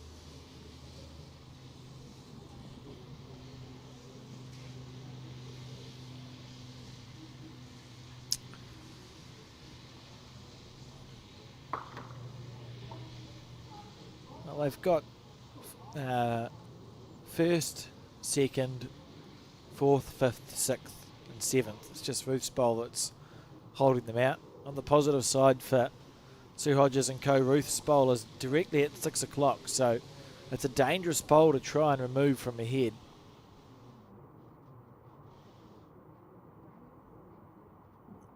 And also an opportunity for Kay to play the ultimate shot by, if she does manage to get back to it with good weight, she could also potentially nick that jack just slightly across as well.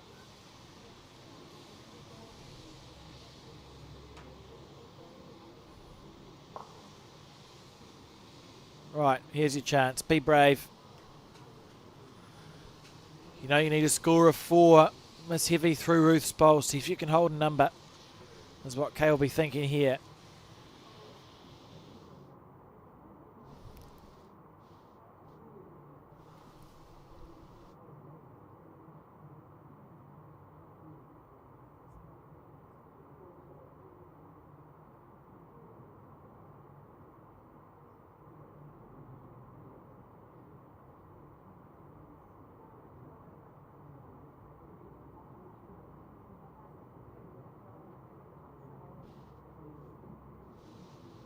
On the forehand. Little feather. No. Well, still on.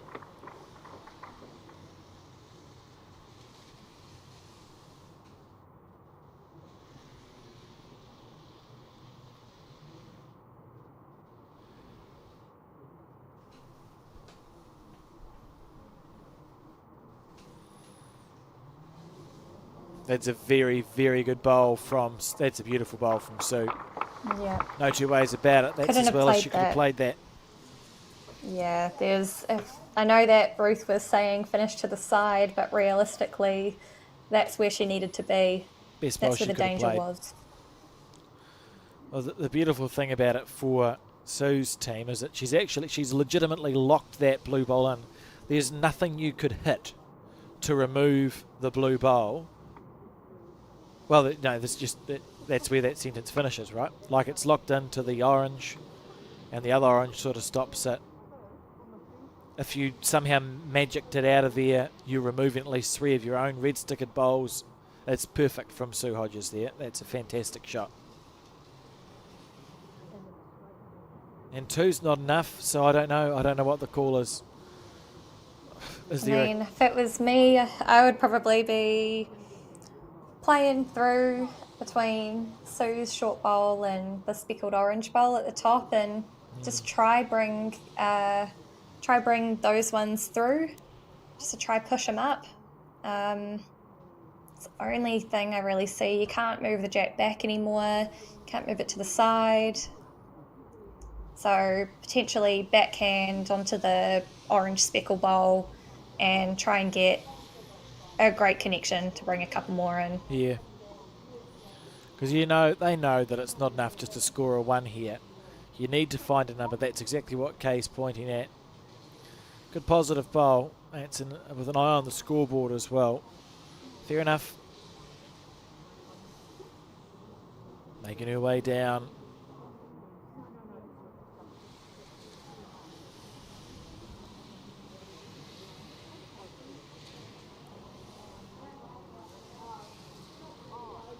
No, I don't like that. It's okay, so she's just going to try and draw for second.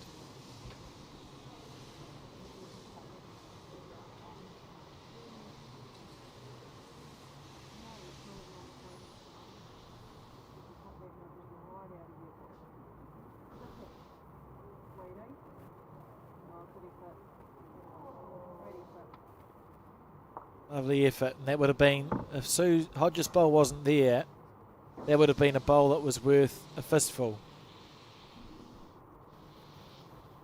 So we see the Players clear the bowls from around the head.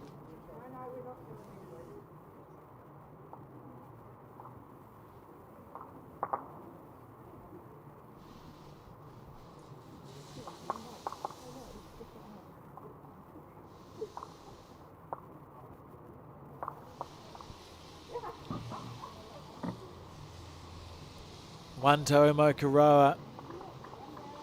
Well, you just feel like the race has run. I think Selena will be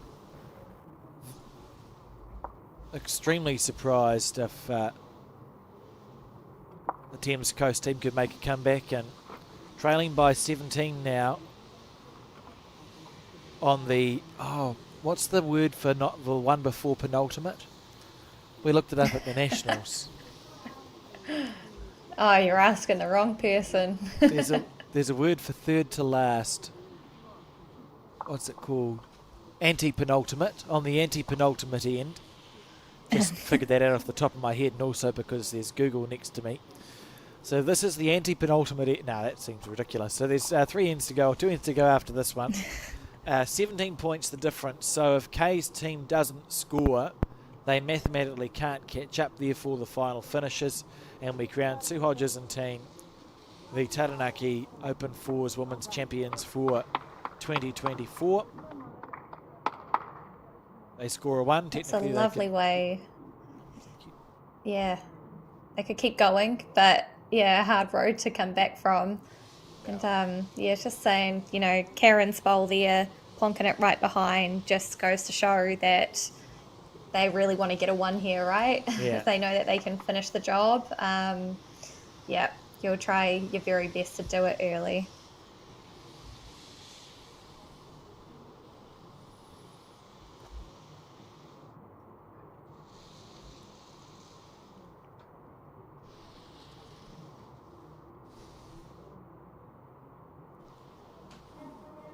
On the forehand again.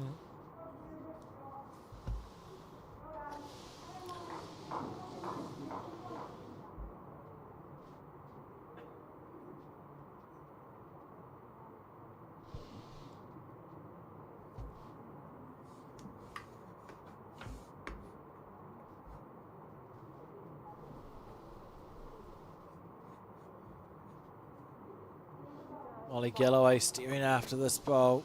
Needs it to run. He's pulled up shy, so Sue switching the hand of her 2.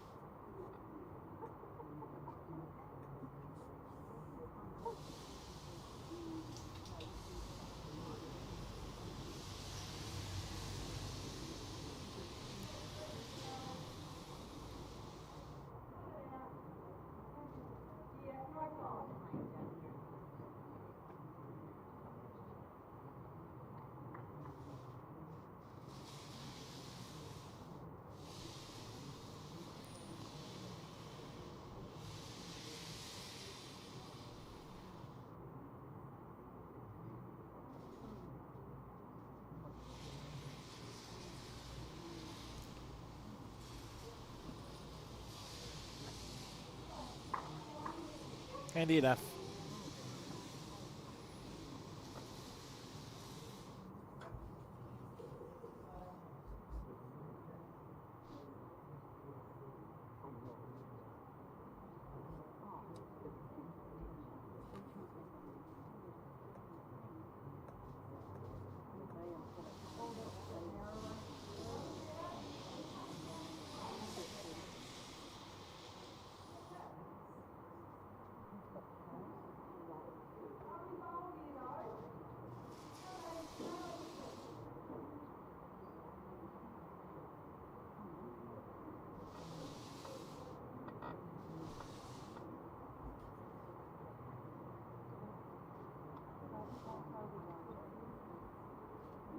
Potentially last bowl here from Debbie.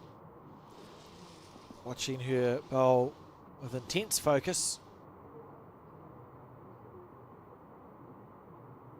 Just overplaying it there.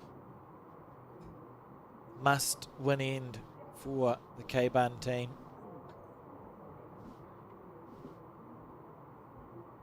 feeling like I'm not going to get to use my killed Jack graphic. Oh, I never say never. I'm trying to double bluff it, actually. I'm trying to get Murphy's Law in action here. Or whichever one it Oh, if is. this finishes on the line, though. Oh, Okay. oh that's typical.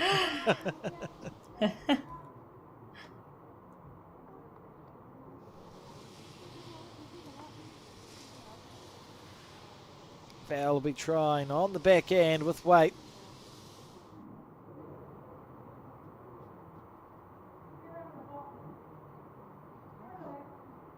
Oh, goodness.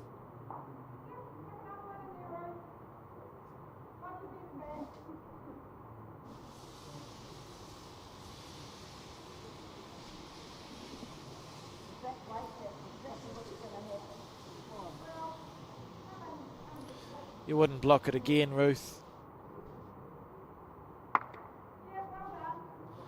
For goodness sake. No, I don't think the kill. I don't think it's going to be a kill.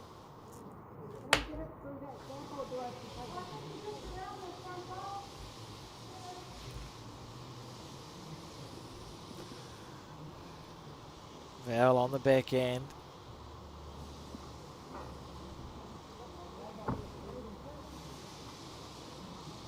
Needs it to hold a lot. It's got a little straightener. Oh, a bit stiff. But the kill's back on, Selena. Yeah, and yeah, lucky Ruth doesn't have any more bowls, so...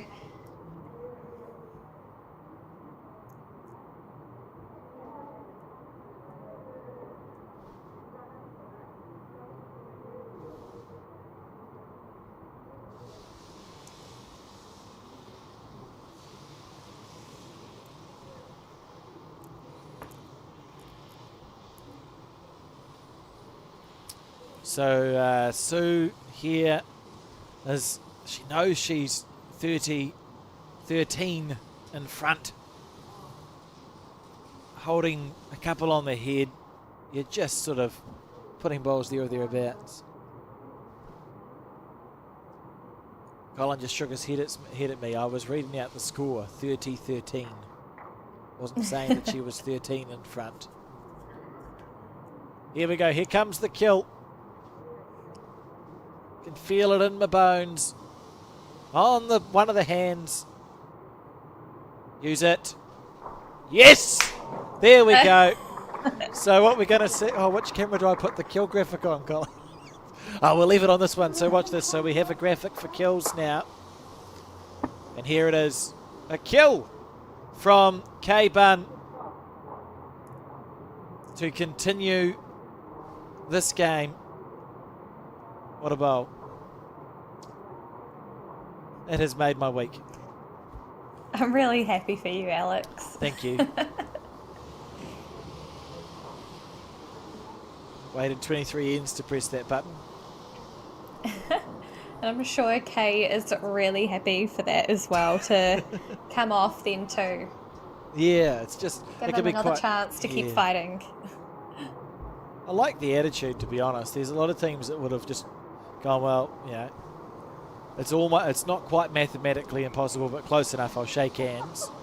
But that gives you absolutely no chance of winning, whereas these guys are battling away and fair call. And it is, to be fair, it's also quite satisfying, I imagine, for Kay to just actually get a result. She's been close on a few occasions, so a good kill there from Kay.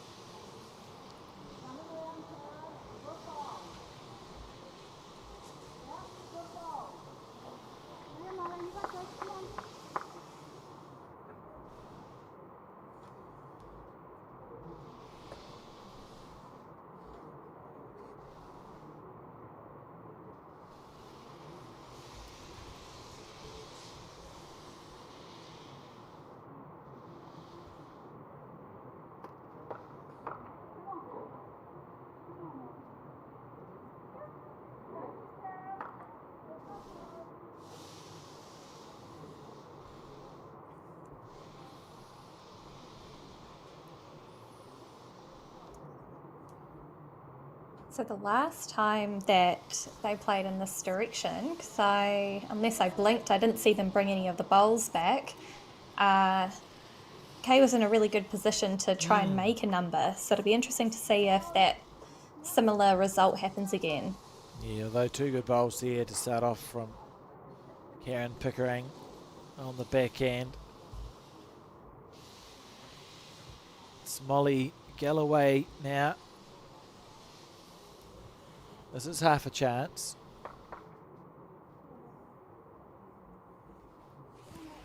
That's a good bowl. Well played. Lovely shot there from Molly.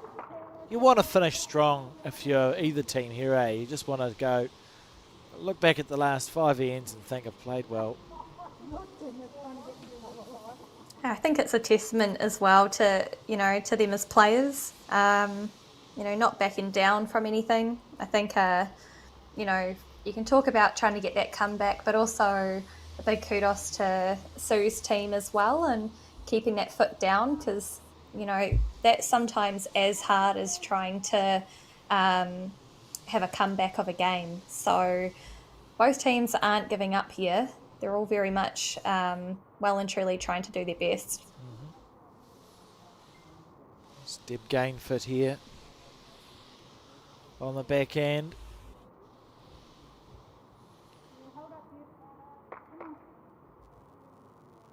Still trying.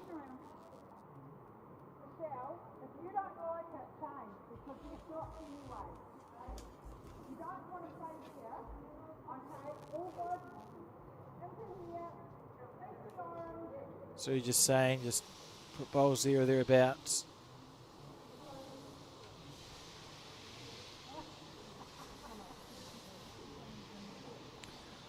I think Sue was standing in her line. Rochelle.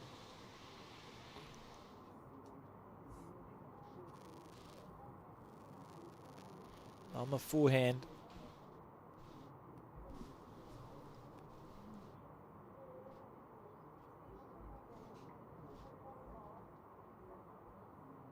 Their effort.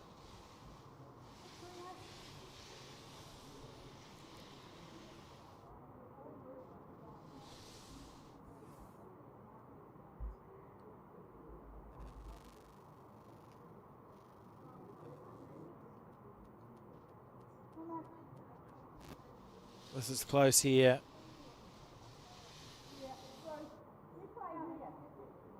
Holding it 2 or 3. They score. Remember, if they don't score, Sue and team have won the Taranaki Open. If they do score, they may opt to continue playing because it remains mathematically possible to draw or to win the game. Good bowl there from Ruth, just cutting it down.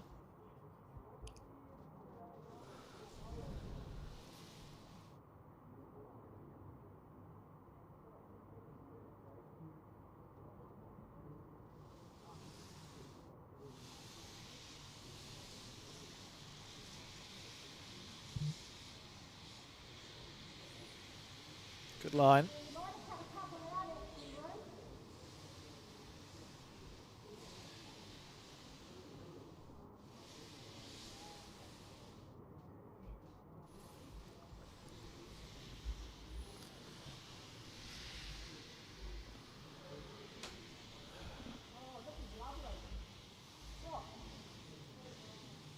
Handy.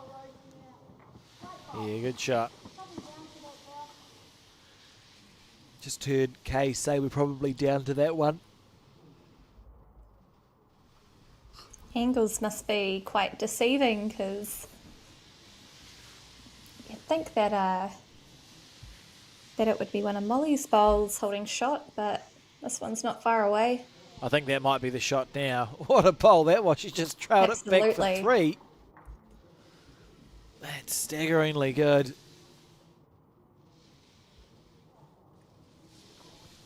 Be interesting to see what hand Sue opts to play here. Remember, the lines are quite narrow on this indoor carpet. So probably a track on both hands, to be fair, for the blue stickered teams. Is that like a little lizard on the Mokara shirts? It's like a little lizard.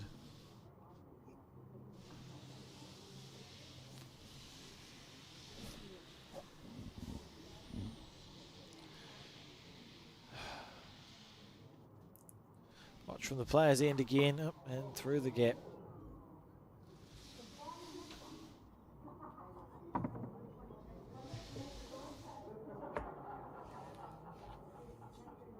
Oh, I see what you mean on the bottom right Yeah, there of Ruth's shirt. Yeah. Yes, if Ruth stands still for a minute, we'll see if we can switch to it. We've just seen the wrong side of Ruth all this time.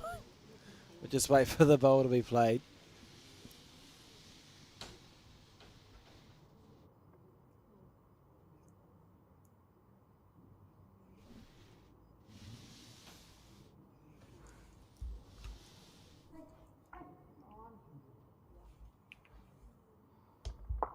Ball from Kay, sitting with 4 now. Oh. Mm-hmm. Lovely shot. One way to get in.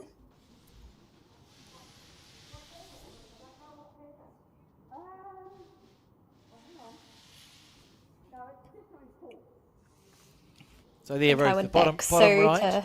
there's a lizard. It's a lizard of some sort. Ah, yep, that's a good shot. I don't know what sort of lizard or what the meaning is of that, but Mokara have got a lizard on their shirt.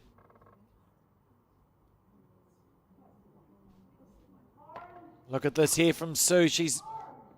That's class. That's class. Beautiful bowl. What a shot. One.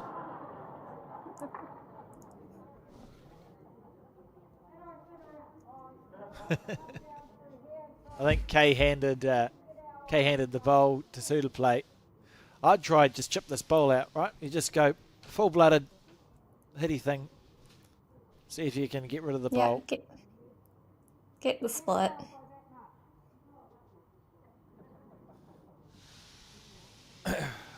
Here we go. Potentially the last bowl of this Taranaki Fours final. Sue Hodges played an absolute bomb when she was 4 down. We thought we were going to keep going. Kay on the forehand too. Square through. What's going to happen?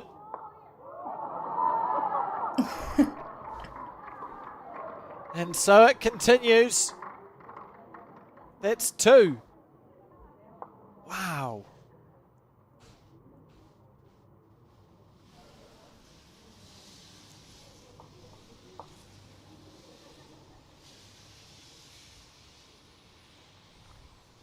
Oh, wow, goodness. This is a close measure as well.